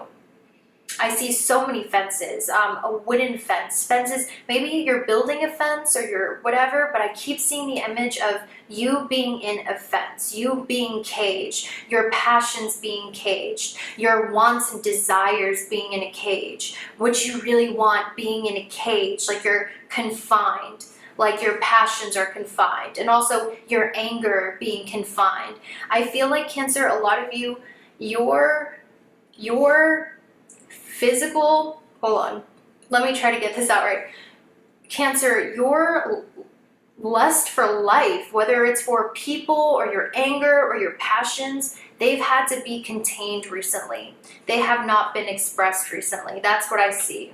And I feel like they have been this way because there is some sort of emotional responsibility, and I'm also hearing guilt. There's some sort of guilt keeping you in. Does that make sense?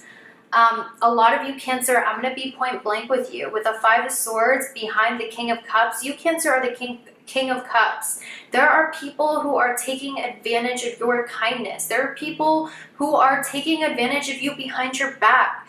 And I strongly feel this way for you, Cancer. It's time to start being selective about the people in your life. It's time to start realizing you can be giving and you can honor your virtue, but you don't have to sacrifice yourself. Also, I feel like, because Jupiter is the planet of blessings in your 6th house, Cancer, Jupiter wants to give you blessings and protect you no matter what house it's in, because Jupiter's in your 6th house.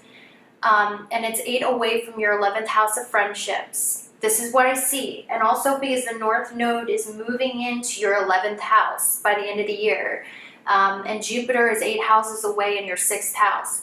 The blessing coming for you is a lot of you are finally going to get clarity in your life. You're finally going to see in your life who is your friend, who has your back, who's taking advantage of you, and who's not. I feel like for a very long time, a lot of you have had your back turned, like you didn't want to see people for who they truly were. Saturn in your 7th is forcing you to take a good look at people and their intentions. And the blessing coming for you is you're finally going to gain clarity about people's true intentions, so you are able to act accordingly and cut the people out of your life that you need to, where before maybe your vision was a little cloudy on these people. I feel like you're finally going to have a perfect view. I keep hearing a perfect view of who is your friend and who is not. And also, I don't know why, but I heard karma. There is going to be karma served with the 7 of Swords in reverse, Cancer. There's going to be karma served for you. Someone who has cheated you in the past, who took advantage of you, who robbed you, who did not have good intentions. This could be an ex, this could be a friend who really just did you dirty. They are about to have karma served to them in a way that they have hurt you. I felt that strong, Cancer. And really, like, see, you might not even be in touch with this person anymore, Actually, I feel like most of you are, but I really felt that looking at your chart. Someone did you very dirty in the past, caused you a lot of pain. Karma is coming back around and giving that person a dish of their own medicine, whether it's a backstabbing friend, someone who didn't have your purest intentions, an ex. They're going to get their karma. The truth is going to be revealed about people. You are going to get a lot of clarity, and you will be protected from your enemies, and you will be protected from people who don't have your best intention at heart. A lot of you, Cancer, I also will say this. A lot of you, Cancer, you are going to be coming into some money. I don't know, I feel that way for you, Cancer. You're going to be coming into some money. You're going to be coming into some sort of success in your life. It's really important for you to see, and I keep seeing this for you. It's really important for you to see what people's intentions are when they come in contact with you. So I'm going to keep drawing this. A lot of you, I see, Cancer, the burden is lying in your family. I just see a lot of burden in regards to your family, a lot of burden in regards to other people, and it's okay to feel like that. You shouldn't feel any guilt associated with that, Cancer. Also, I want to let you know, like, it's not all negative, it's not all bad. I do feel like what's happening for you is you are coming into a time of great gains, because the North Node is going into your 11th house. I said this in my other video. A lot of you, the 11th house is second from your 10th. So it's the product of your work, whatever it is, because everything's karma. The 11th house is the product of whatever you have been working on consistently throughout the years. So when the North Node goes into your 11th house, this is a time when all of your past work, all of your past deeds, all of the hard work, all of the things from the past you have been working on routinely comes back to you in the form of gains. This also means a lot of people are going to want to help you out. A lot. So Cancer, I don't want to be all negative. You're also coming into a time of great gains. First of all, a lot of you, there's going to be a contract that gives you a lot of money. A lot of you are about to be signing a lot of contracts with the North Node moving into your 11th house, 8 houses away, which is about investments and changes, Jupiter going into your 6th. You're about to come into a time where people are going to help you with your debts. People are going to loan you money. You're coming into a time when you're signing a lot of contracts and making a lot of contracts for money. People helping you out to help solve your disputes, help solve your debts. So if a lot of you are dealing with a lot of stress in your life, specifically in regards to debt, in regards to being weighed down with a lot of things you have to do, a lot of conflicts, a lot of disputes, Jupiter in the 6th house is going to send you people who are going to help you energetically, monetarily, or with their time or friendship or energy that's going to relieve you of a lot of conflict happening in your life. People are coming in to help you, to offer their hand with the 6 of Pentacles, and also I'm hearing a lot of contracts that are helping you with your debt. A lot of random changes coming to you, a lot of random gains in money, a lot of random people donating money to you, a lot of contracts that come in that give you money, a lot of selling big things, making a big purchase that earns you money, that saves you from debt or saves you in some way. A lot of you, this is what I see for you, Cancer, because in your 11th house of gains with the North Node, 8 houses away is Jupiter in the 6th house, saving you unexpectedly from things that feel like they can't be solved, disputes, trials, tribulations. Jupiter is saving you in that 6th house. Whatever you're going through health-wise, whatever you're going through with your debts, you're about to come into something that's going to save you from that, because Jupiter saves and it's in your 6th house. So I want to let you know about that. And also be tighter with who you share your money with is what I'm hearing. Yeah, because with the 6 of Pentacles, guys, I'm telling you, there are people coming in who want to help you, who are offering you a lot of abundance, their time or their energy, and a lot of people are coming in fast, Cancer, to help you out. Watch, with the Jupiter card, with the change, guys, this change is coming in the form of other people helping you out. and it is going to happen for you by the end of the year. Lots of contracts, lots of people coming to help you out, lots of people coming in to support you, to give you money, to save the day. Guys, if you've been going through a tough time, I'm telling you, things are turning up for you, Cancer, from now until the end of the year. I really see that. So that's all I have for you. I hope you have a good one, and I'll see you later. Bye. Alright, Capricorn, so this is my moon sign, so I know this very well. Capricorn rising and moon in sidereal. What does this mean for you in regards to Saturn and Jupiter? So first of all, Capricorn, I will say this. Jupiter has been in your 12th house, right?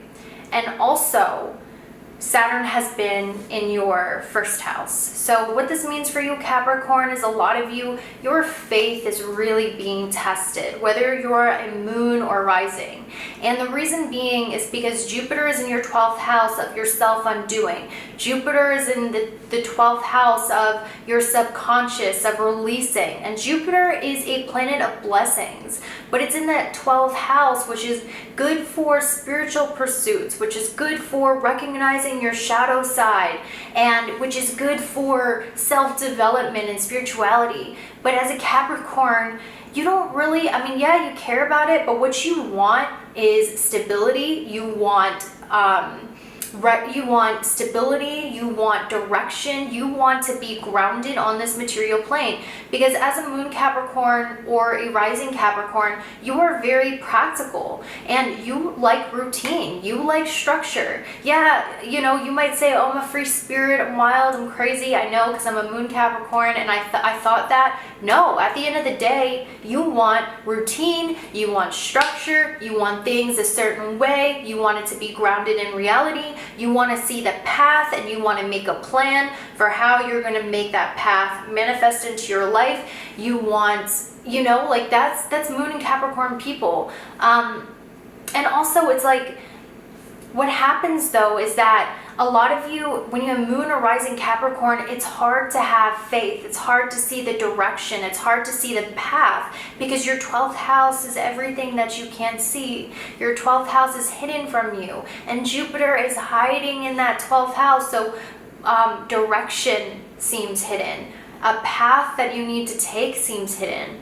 Your purpose seems hidden. The reason why everything is happening is hidden. You might even be like hitting walls with psychics where you're like, psychic readings aren't resonating, psychic readings aren't working, or I don't believe them. This is because Jupiter in the 12th is trying to expand your faith in the unknown. A lot of you, you've been going in a circle, in a pattern. You've been working, but it's almost like your efforts are just not manifesting anything solid. It's kind of like you're working, then there's a setback. There's more setbacks. You're working, hard work, setback, setback, setback. And it's like you're going in circles, and you're like, there's no movement forward, and you're going crazy. This is because for Saturn moon, Saturn rising, Saturn is in your first house, or you're going through a Saturn moon conjunction, which people say is like the 2 worst years of your life if you go to some astrologers. That's not true.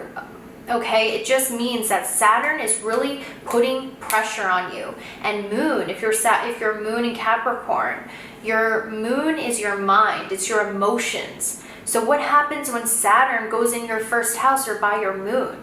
You feel depressed, you feel lethargic, you feel confused, you feel like things are more of a struggle for you than ever before. You feel like you're pushing forward, but life is literally pushing you back 2 steps. It's almost like you get up, you're pushed back down. You get up again, you're pushed back down. It's like you're in this loop of do it again, do it again. Nope, you failed, do it again. Hard work, do it again. And it's frustrating AF. I'm sorry, I had to say AF. This is my YouTube channel. If you want to hear me curse, check out my page. No, I'm just kidding. Shameless self-promotion. But this is because Saturn moon, Saturn is the disciplinarian. Saturn is the father that disciplines you for a good cause. And it might suck when you're going through his lessons. It might feel monotonous and like torture and punishment.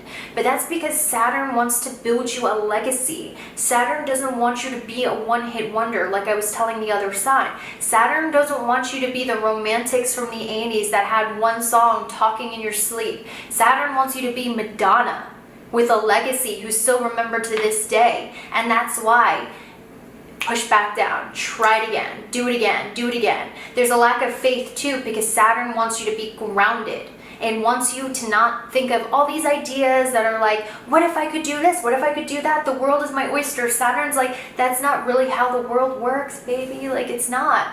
It's not that, you know, you can wake up one day and decide I want to be president, okay? And I know that's not PC for me to say in the law of attraction community, but it's just not reality. And Saturn, Moon, Saturn in your first house wants you to start facing reality. It wants you to be like, what do you want to accomplish in this life? And it's not to say if you have big dreams, they can't happen. And Saturn's like, you can't have that. That's too much of a big dream. Saturn is saying be practical about your dreams. How are you going to get there?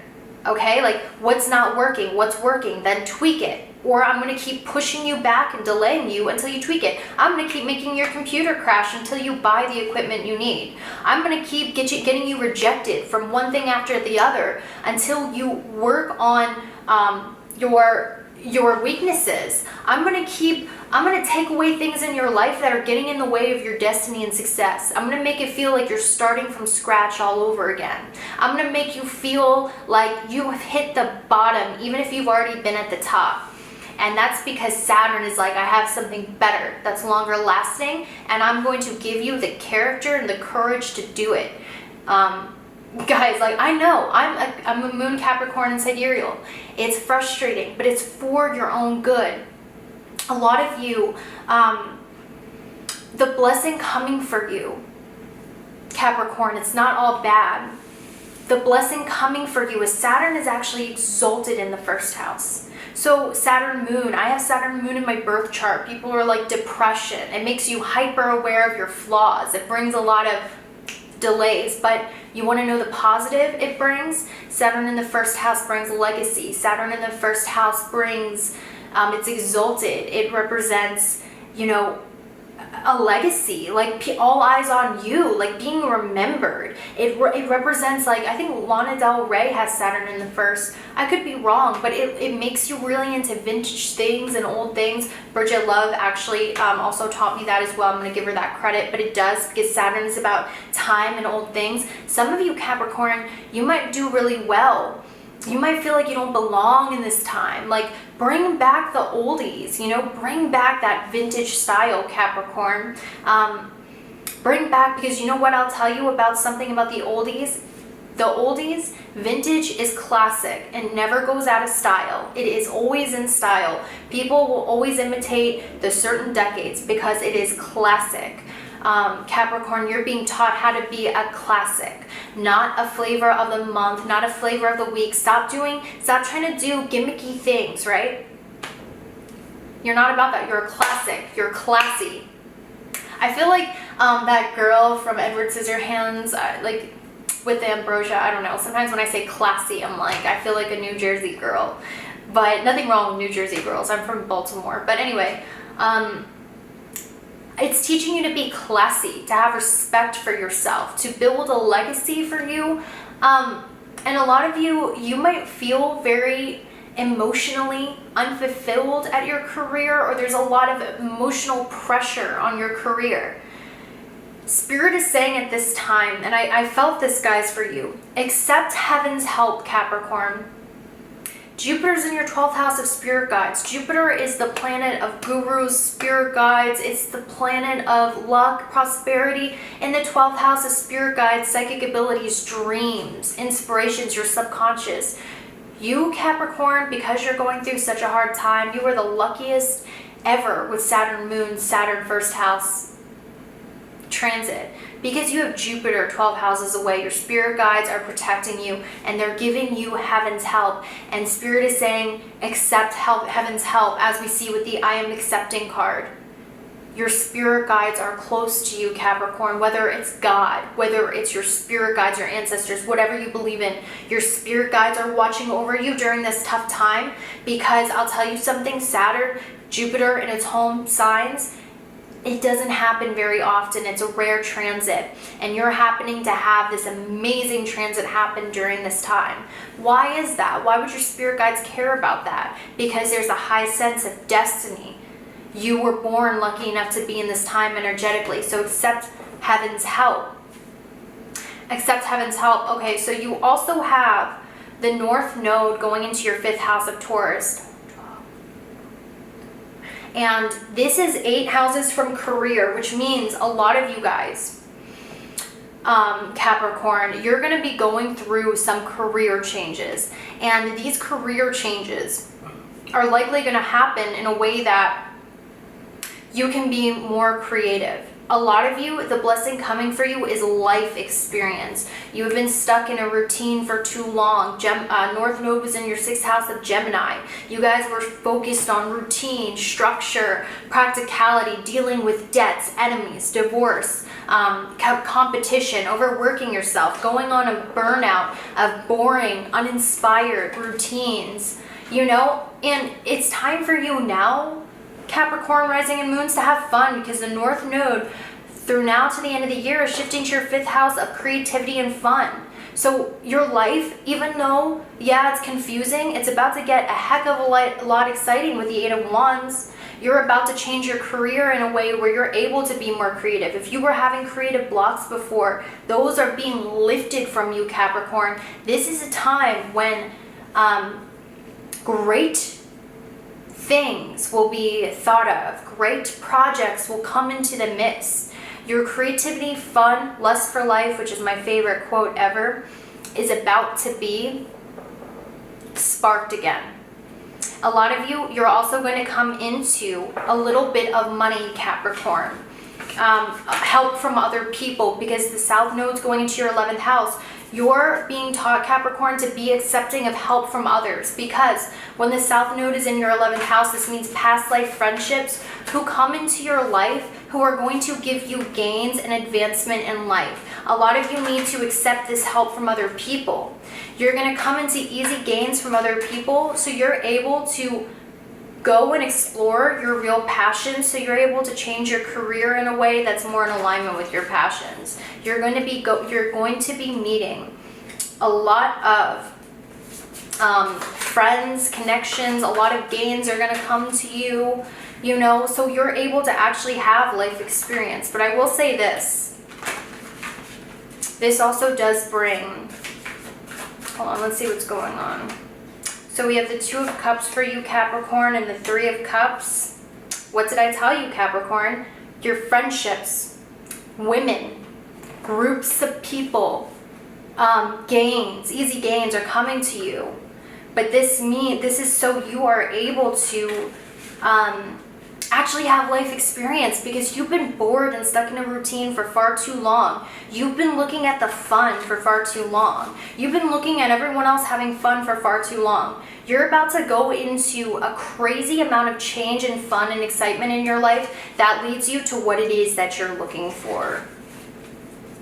You just have to take the risk of getting close to other people, have life experience. A lot of you are scared of having life experience, right? A lot of you, you're so freaking bored, Capricorn. Your soul is calling out, like, I need to have life experience. I need to express myself creatively. I want to put myself out there, but I'm so scared.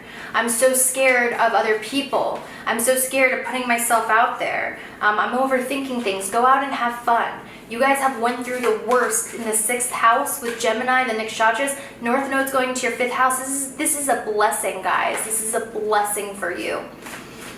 And this is all divinely led, guided from your spirit guides, your higher self, and God. Scorpio, welcome to what you can expect until the end of 2020, what messages you need to hear. So I have the tarot, I have everything pulled out. This is what I want to say. If you're Scorpio moon, If you are Scorpio rising, it could still apply, but moon especially, Scorpio moons in sidereal astrology, the south node is going to be hovering over your moon in Scorpio. And this is going to be really intense for you because the south node over the moon, it gives a lot of, so first of all, the moon in astrology is your mind, it's your emotions. The south node of the moon, otherwise known as K2, brings a lot of karma, it brings a lot of illusions, it also just brings a lot of uncertainty and confusion to lead you towards enlightenment. So that's going to be transitioning your moon, Scorpio, by the end of the year. So for some of you who have Scorpio moons, I want to prepare you for this. This might give you a lot of paranoia, a lot of suspicions, a lot of mistrust of yourself and others. And this is because there is something that you need to deal with emotionally that you have been suppressing. Because a lot of the times when you see the moon in Scorpio, they say that it is debilitated. And don't worry, if you're Scorpio rising, I'm going to get to you. This might actually still apply if you're Scorpio rising. They say that the moon, and this has nothing to do with personality or how good of a person you are, is nothing to do with that. I have a lot of bad placements that are worse than your Scorpio moon, so don't even go there with the comments, okay? This is about growth and this is about helping you, not about stereotypes. So they say the moon in Scorpio is debilitated. And this is because when you have the moon in Scorpio, normally this is a karmic thing, and it means that at some point in your life you have felt that it was unsafe for you to express your emotions in a direct way. So Scorpio is about hidden things, it's about hiding. So when you have the moon in Scorpio, you have learned to hide your emotions, you have learned how to suppress your emotions, you have learned to tuck your emotions into the darkest part of yourself, and you've also learned how to deflect guilt. And sometimes this can also store in our sacral chakra, which is our openness, our trust with other people. So at some point in your life, if you're Scorpio moon, you have learned that it is safer to hide your emotions. And also, sometimes you might be someone who feels guilt very easily, or you might be someone who suffers from a lot of mood swings or a lot of depression. And this is because there's unresolved emotions causing turmoil in your life. And a lot of the times with moon and Scorpio, this also means that you went through some sort of really traumatic emotional event that has caused you, that you didn't deal with properly, that's been suppressed. So the south node going over your moon in Scorpio is going to bring those emotions out, and it might cause a little bit with the 7 of Cups and the 7 of Feathers, it might cause a little bit of paranoia, mistrust of others, because moon in Scorpio does have that. But on the positive side, to keep things positive, moon in Scorpio has natural, intuitive, psychic, occult abilities. They're great researchers. They are people who are able to find the deepest parts of information most people aren't able to find. Moon in Scorpio people, there are also those who feel like very deeply, very, very protective and caring, but they have learned it was unsafe to express that or make that be known. So they come off not so much like that, but they are. When I see I am trustful in relationships, because I also drew tarot to solidify the astrology message, this really, to me, this looks like sarcasm. I am trustful in relationships. And the 7 of Cups and the 7 of Feathers, which talks about deception, which talks about feeling mistrustful, which talks about paranoia, mistrust, uncertainty, maybe mistrust in yourself and mistrust in others. That's kind of how I feel. Or a lot of you could be dealing with a partner who is very much like this. It really just depends on your situation. So I would say, guys, like really until now, until the end of the year, really address your emotions, address your shadows, go to a therapist, address a lot of hidden emotions you haven't dealt with from things in the past. Address a lot of the emotions you have buried inside of you. Address a lot of yourself that you have been hiding because it's too painful to face. This is a really good time for you to shatter illusions and find who it is that you truly are. And I know sometimes, like, because I have this too, where you don't even realize you're disassociating. Like, you don't even realize when you're disassociating that you're disassociating. Like, for instance, before this year, and the South Node actually brought this to me, I had such a fake personality, and it wasn't because I was malicious or I was trying to trick everybody. It's because I was trying to trick myself in order not to face something that was too painful to face, of what I needed to work on myself. The South Node really made me realize, through a lot of slaps in the face emotionally, what parts of myself were genuine and what parts were not. And it was uncomfortable, but at the end of it, I've really grown into so much confidence, so much knowing of who I am. And that's what it's going to do. And I don't want to scare you. It's not going to ruin your life or anything. It's just going to be something that's going to cause you, I would really recommend a therapist. I would recommend learning to be grounded in your body. But also, it's going to give you a lot of mental agility. But be careful about a theme of cheating, of deception in your relationships. And if your partner would never do that, don't worry. It could be just like the paranoia of it due to the nakshatras that it's in and the North Node. So be very careful about those themes coming up for you guys, because there's going to be a lot of karma in your relationships teaching you about who you can trust and who you can't trust. There might be people in your life, I'm not going to lie to you, Scorpio, that you cannot trust. A lot of crooked people might enter your life. A lot of crooked people might enter your life with this cheetah card, you know? But also, when I see the author card, when I see Guinevere and I see Sir Lancelot or whatever, Arthur, Guinevere and Arthur. Ooh, wait, didn't Guinevere cheat on Arthur? Okay, hold on, I don't remember, but I'm pretty sure Guinevere was married to King Arthur, but then she cheated with Sir Lancelot. So there might be, like I said, guys, there keeps being a theme of untrustworthy, feeling untrustworthy of someone else, or deception in your relationships. Why is this happening, Spirit? Because there's always a lesson. There's always a reason. Life experiences. This is either to remove people in your life who are getting in the way of your finances and career, because Spirit, starting at the end of the year, really wants you to start focusing on your finances and career. As I see right here, a lot of you, this is, especially with Scorpio rising, South Node in the first house is teaching you how to find yourself. North Node in the 7th house, which talks about career, because it's 10th from the 10th. You're really meant to be focusing on your finances and career. So there might be people who are removed from your life. There might be secrets that come out about other people, but that's because a lot of you are meant to be focusing on building up your legacy with this King of Pentacles, and meant to be building up your finances and career. Some of you guys, because this is a big reading, I will say this, a lot of you are meant, some of you, not all of you, Scorpio, I do see the possibility for some of you watching, some of your energies, of having a power couple relationship. Somebody that you work with, because we have the Arthur and the King of Pentacles, and the North Node is going into Rohini, which is the wealthiest in your 7th house of partnerships. This could talk about having a wealthy partner. 7, 8, 9, 10, 11, 12, 1, 2. Yeah. This could talk about going through some sort of legal divorce. This could talk about, a lot of you, put it this way, if you're stuck in a relationship that's not right, it's going to be removed. Something's going to happen. And then this is going to catapult you to career success. I see finances and career being a huge thing for you.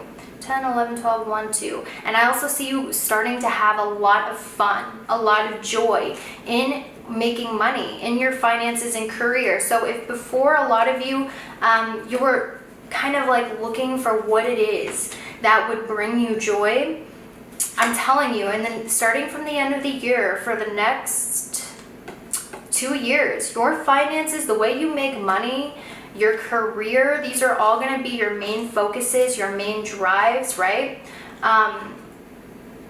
That's what I see for you. That's what I really see for you, Scorpio.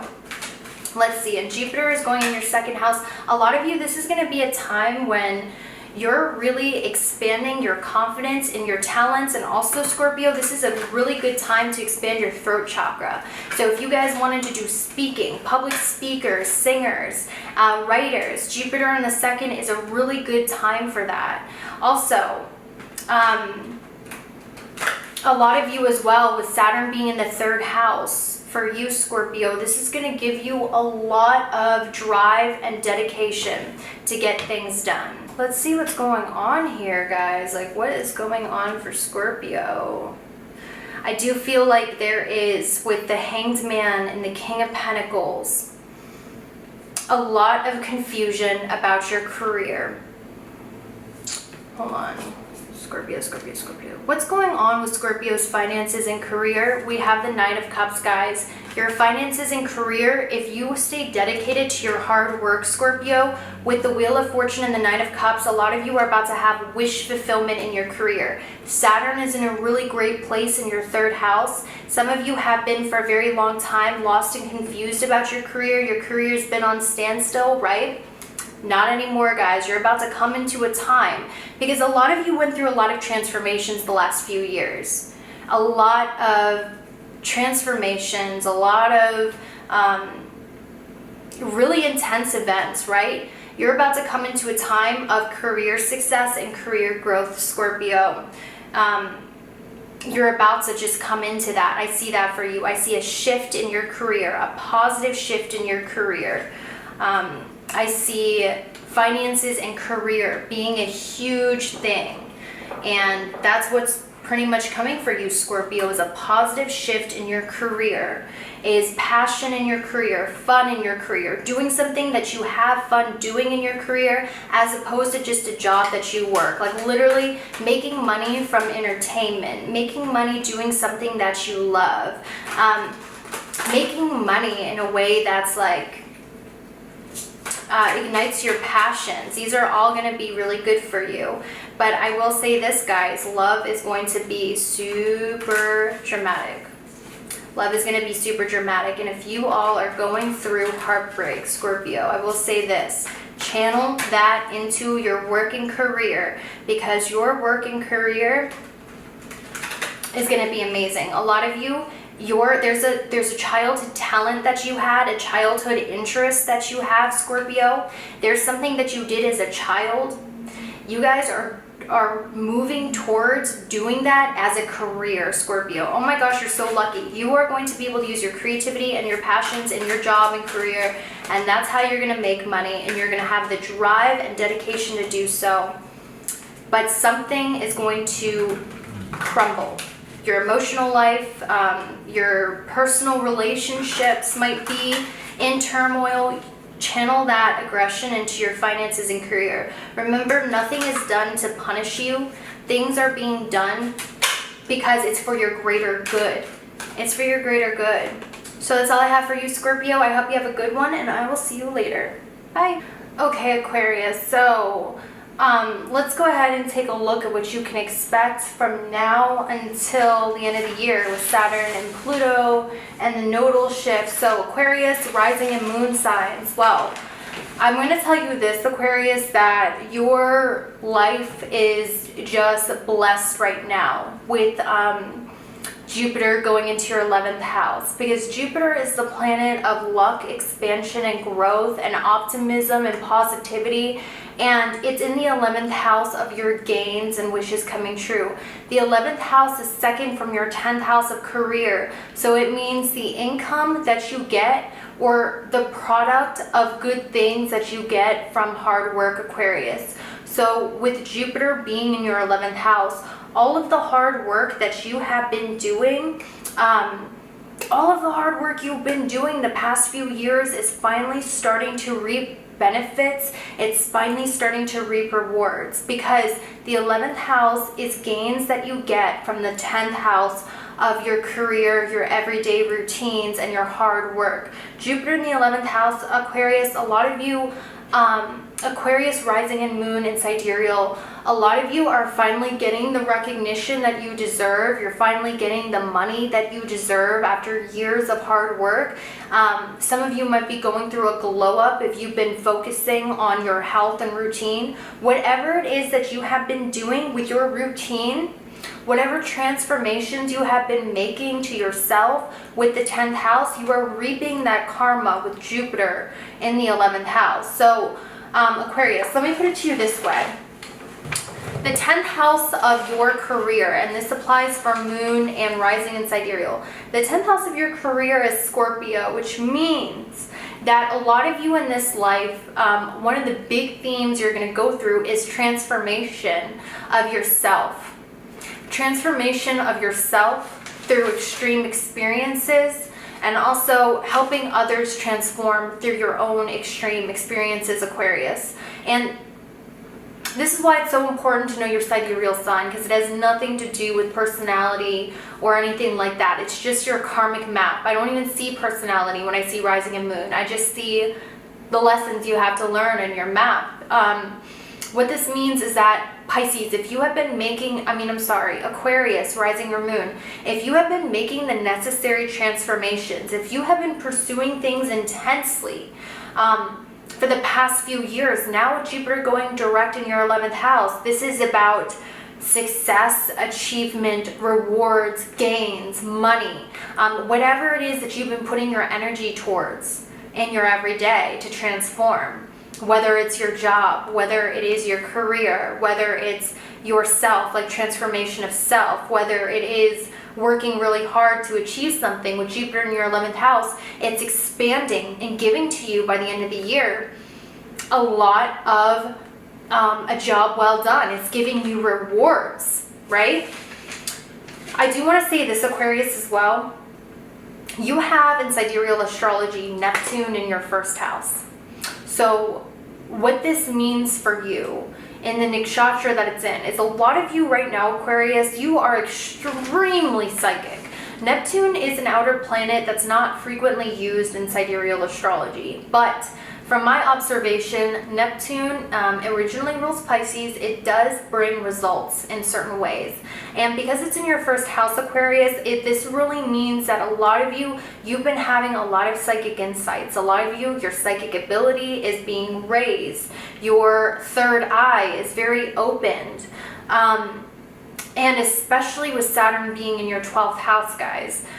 Saturn is your original ruler, Aquarius. Yeah, people say Uranus rules Aquarius. That's tropical. It does in a way, but your original ruler, your energetic body, is always ruled by that traditional planet of Saturn. You are a Saturn-ruled sign in your ascendant and your moon. This is why in your life you're going to go through constant transformations, because that's why you have Scorpio in your 10th house, because you're ruled by Saturn, and Saturn puts you through extreme transformations of your life to build you strong. And also as an Aquarius rising, natural astrologers, natural healers, natural medicine men, doctors, natural intuitives, natural shamans, natural healers, through whether it's through yoga, through dance, through body, energy healing, tarot cards, astrology.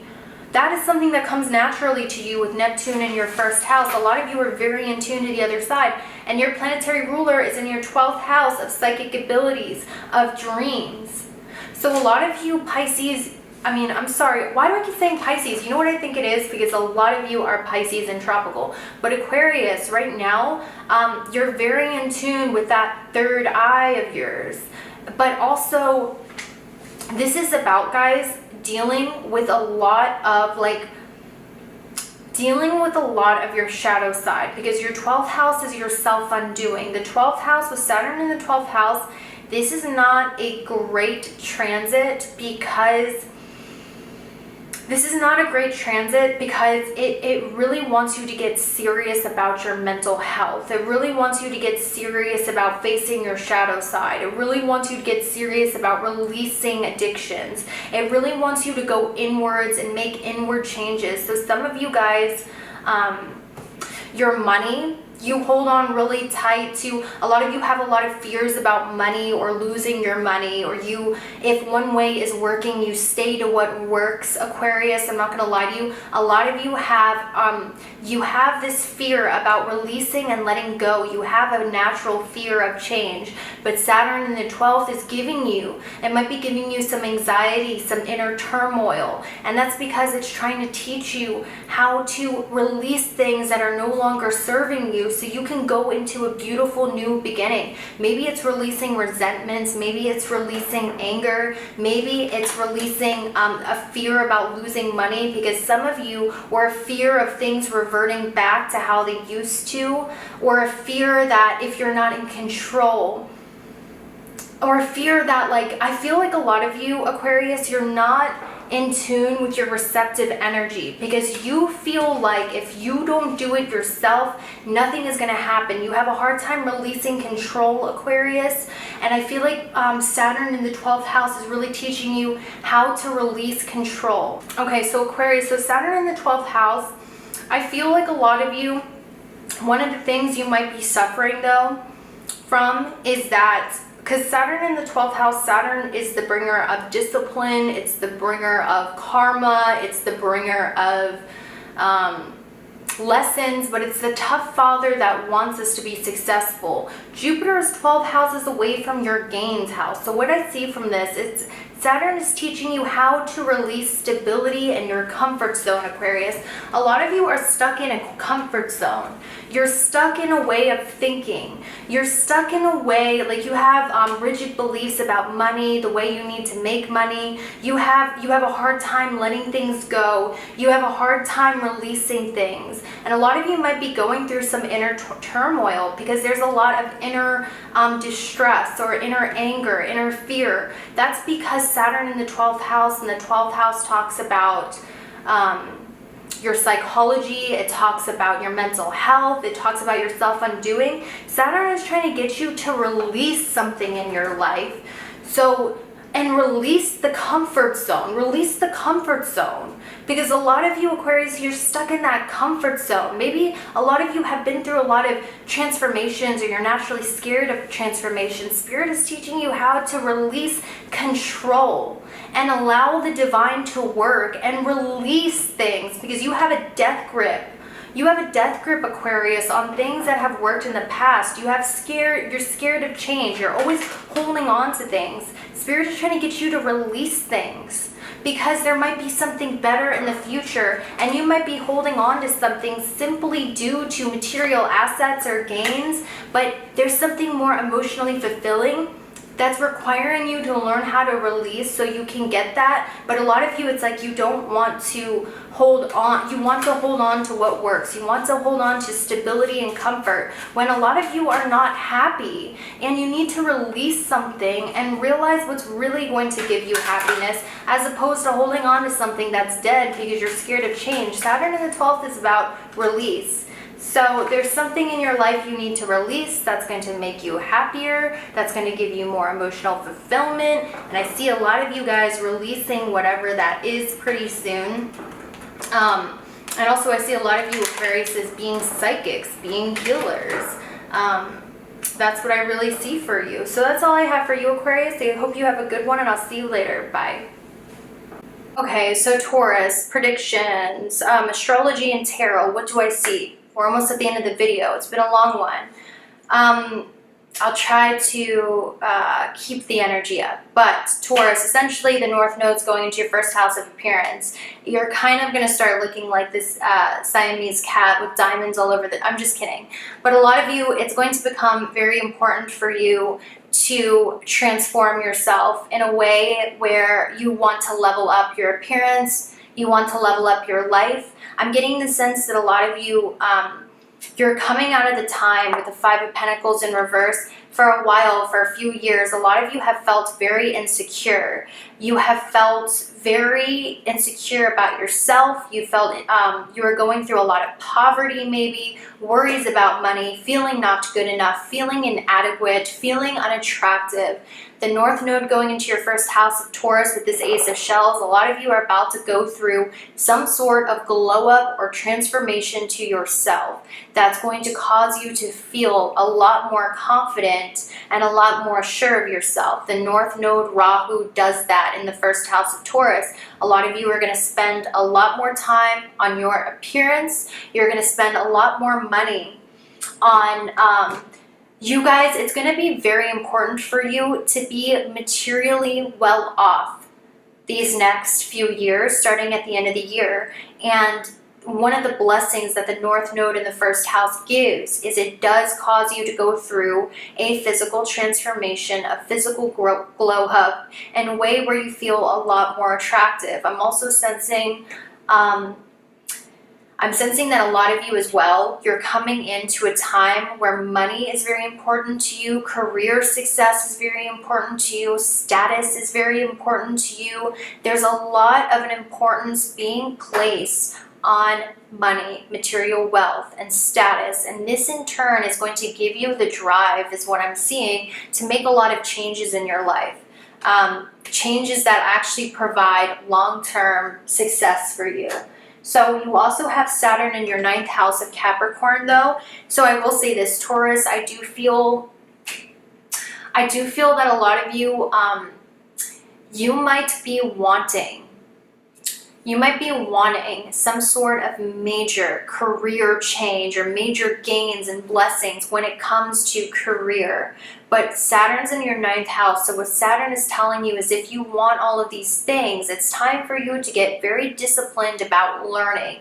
Get a teacher. I'm hearing a lot of you, Taurus, you need to get a teacher, you need to get a mentor, you need to stop relying on the fact that you're just going to come into your lucky break and everything is going to fall together. Saturn is in Capricorn and 12 houses away is Jupiter, which means you're meant to release Jupiter. And Saturn is the disciplinarian planet. It's like the father who wants what's best for you in life, but he's strict and he makes you do things the hard way to build your character. But then you feel good about yourself in the end and you get a lot more than instant gratification. Saturn does not like instant gratification. Saturn is saying to you, Taurus, it's time to release these fantasies that you're just going to get your lucky break. Something's just going to happen. And it's time for you, if you feel stuck, to get a mentor, to get a teacher. A lot of you might feel like you know what's best, right? You might feel like I can do it on my own. It's going to be my lucky break. But I keep hearing that a lot of you, you're going to find success when you really buckle down and you learn your craft. You learn the traditional way of doing things. You go to school, you get a mentor. All of these things are going to be really good for you.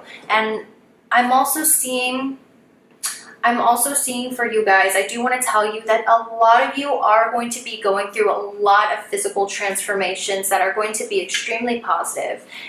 And I want to tell you this, I feel like it has something to do with your outward appearance. It has something to do with your physical attractiveness. It has something to do with you.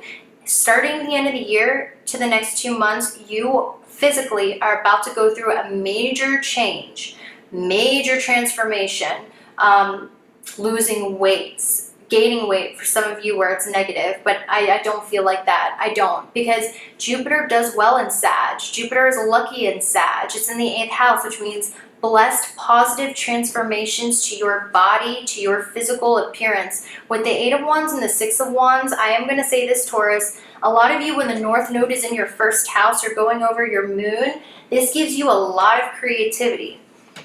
So your creativity is going to be ignited again. Not only that, 6 of Wands and the 8 of Wands, for those of you who are in the public eye, for those of you who are in the public eye, the North Node in the first house brings a lot of attention to you because the South Node is in the 7th, which is 10th from your 10th from your 10th. So a lot of you are going to be famous for some sort of transformation that happens in your life.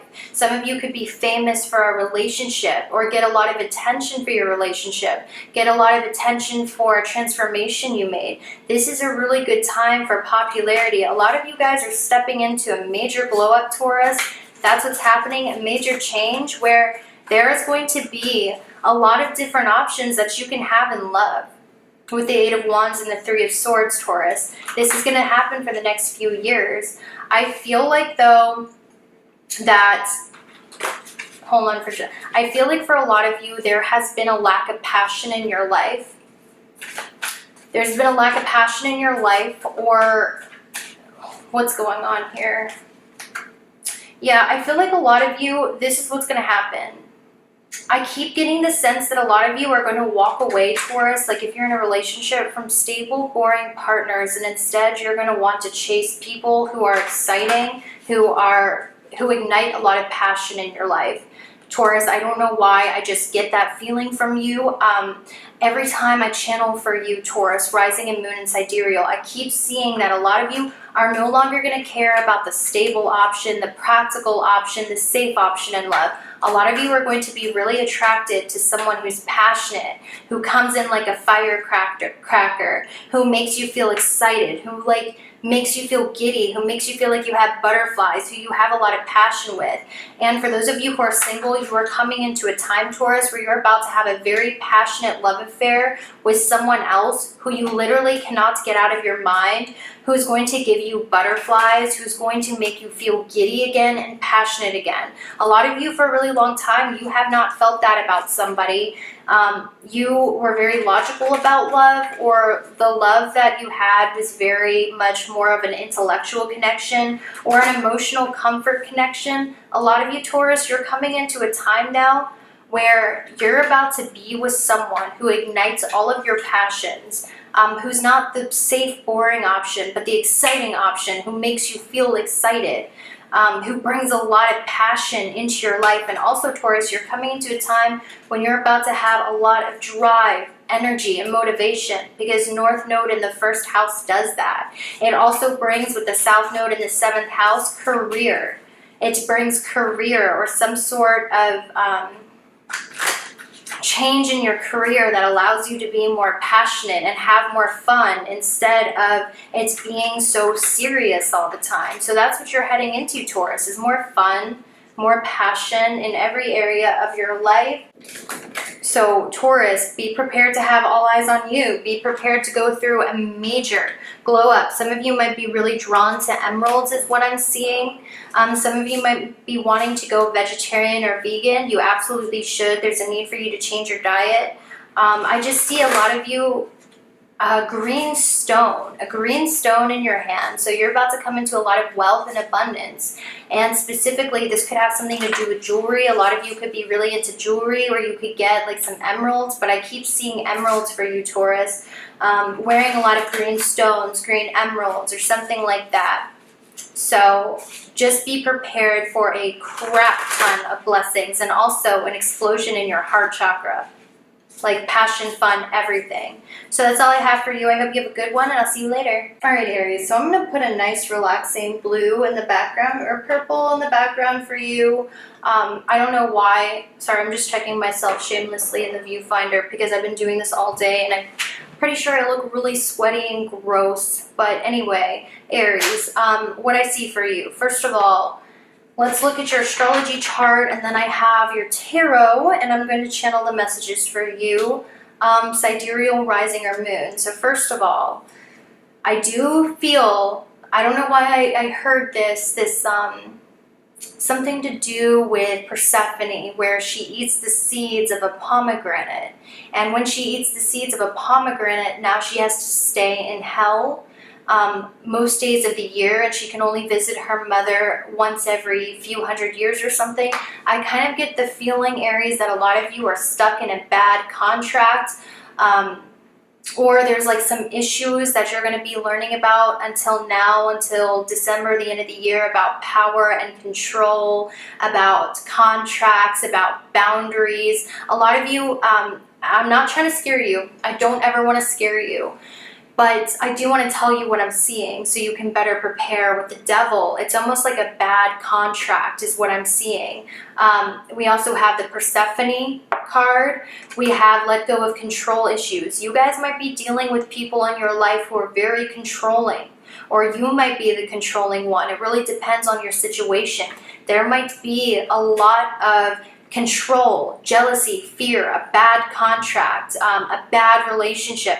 You might be going through a lot of karma in regards to being taken advantage of, or feeling abused, or going through a lot of lessons in power and control. So you might attract a lot of controlling people. You might attract a lot of intense people in your life. You might attract a lot of toxic people in your life who cause a lot of fights, who start a lot of fights. I remember I had this transit, guys, right before my YouTube channel, South Node in the 8th house. I mean, I went through a lot of intense endings and intense experiences when it came to my relationships that was teaching me about power and control. So guys, if you're dealing with anyone who's abusive, if you're dealing with people who are confrontational, or if you're dealing with a lot of tumultuous relationships in your life, Spirit is asking you to practice meditation.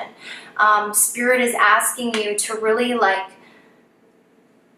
calm your energy, to practice meditation, because I keep getting drawn to this amethyst card. A lot of you wearing an amethyst, you might be drawn to amethyst, or you might be drawn to the color purple. A lot of you are being asked to tap into your higher self, your higher wisdom, to start meditating, to start getting into spirituality, to start praying, because a lot of you are entering a very tumultuous time that's teaching you about boundaries. And also with the South Node in your 8th house, a lot of you are going to awaken a lot of secret occult abilities, witchcraft, tarot reading, with Neptune, with this in reverse, Aries. A lot of you are coming into a time, if we look at it positively, that you're really about to start seeing the spiritual side of life.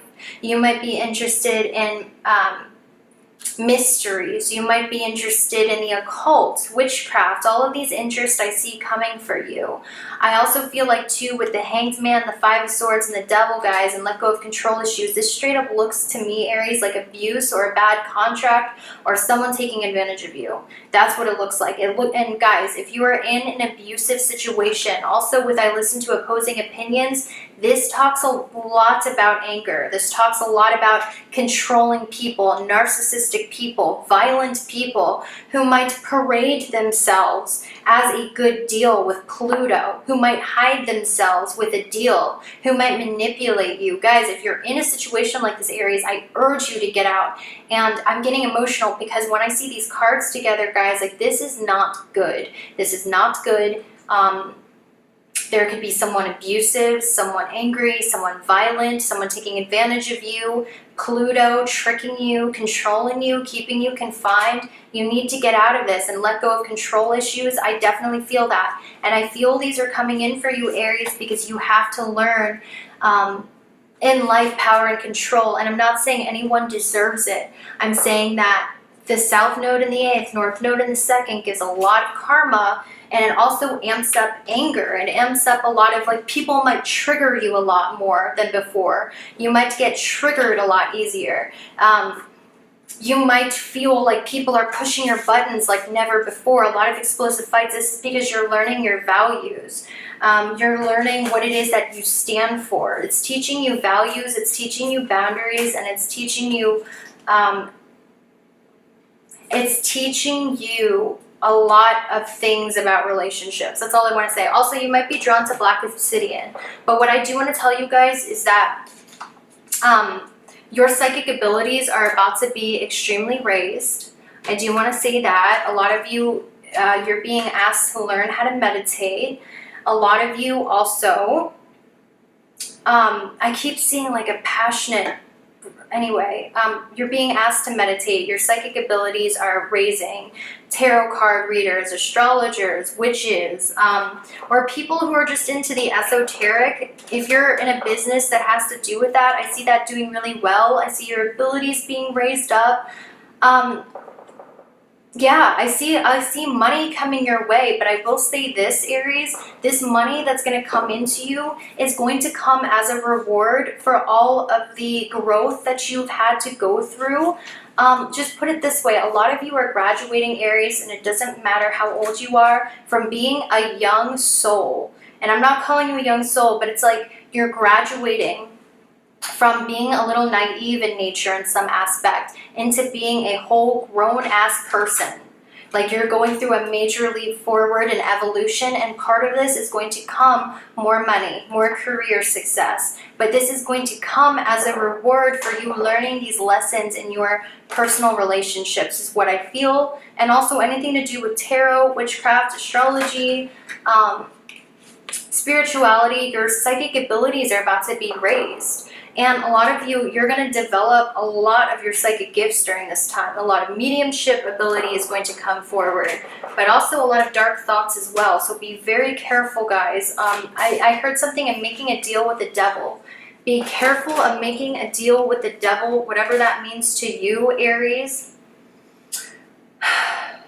Be careful of making a deal with the devil. Be careful because the demons parade as an angel of light. That's something I heard for you. Be careful because the prettiest things, the devil shows up as pretty things because you would be less likely to assume it was what it was. Don't fall for the mask. I keep hearing the devil manifests as the most beautiful things. Don't make a deal with the devil. If it's too good to be true, it's too good to be true. Really look into it, guys. But money, I'm telling you, and I'm not just talking about money, Aries. I see you coming into lasting career money, lasting career success. A steady amount of income and money is coming your way, and not just random money from doing something you like, money from your legacy. Money from a legacy or money from steady hard work. That's what you're coming into. And I'm also seeing a lot of you are going to be very into Kundalini, Tantra. Your intimate life is about to get extremely good. Yeah, so that's what I do want to tell you.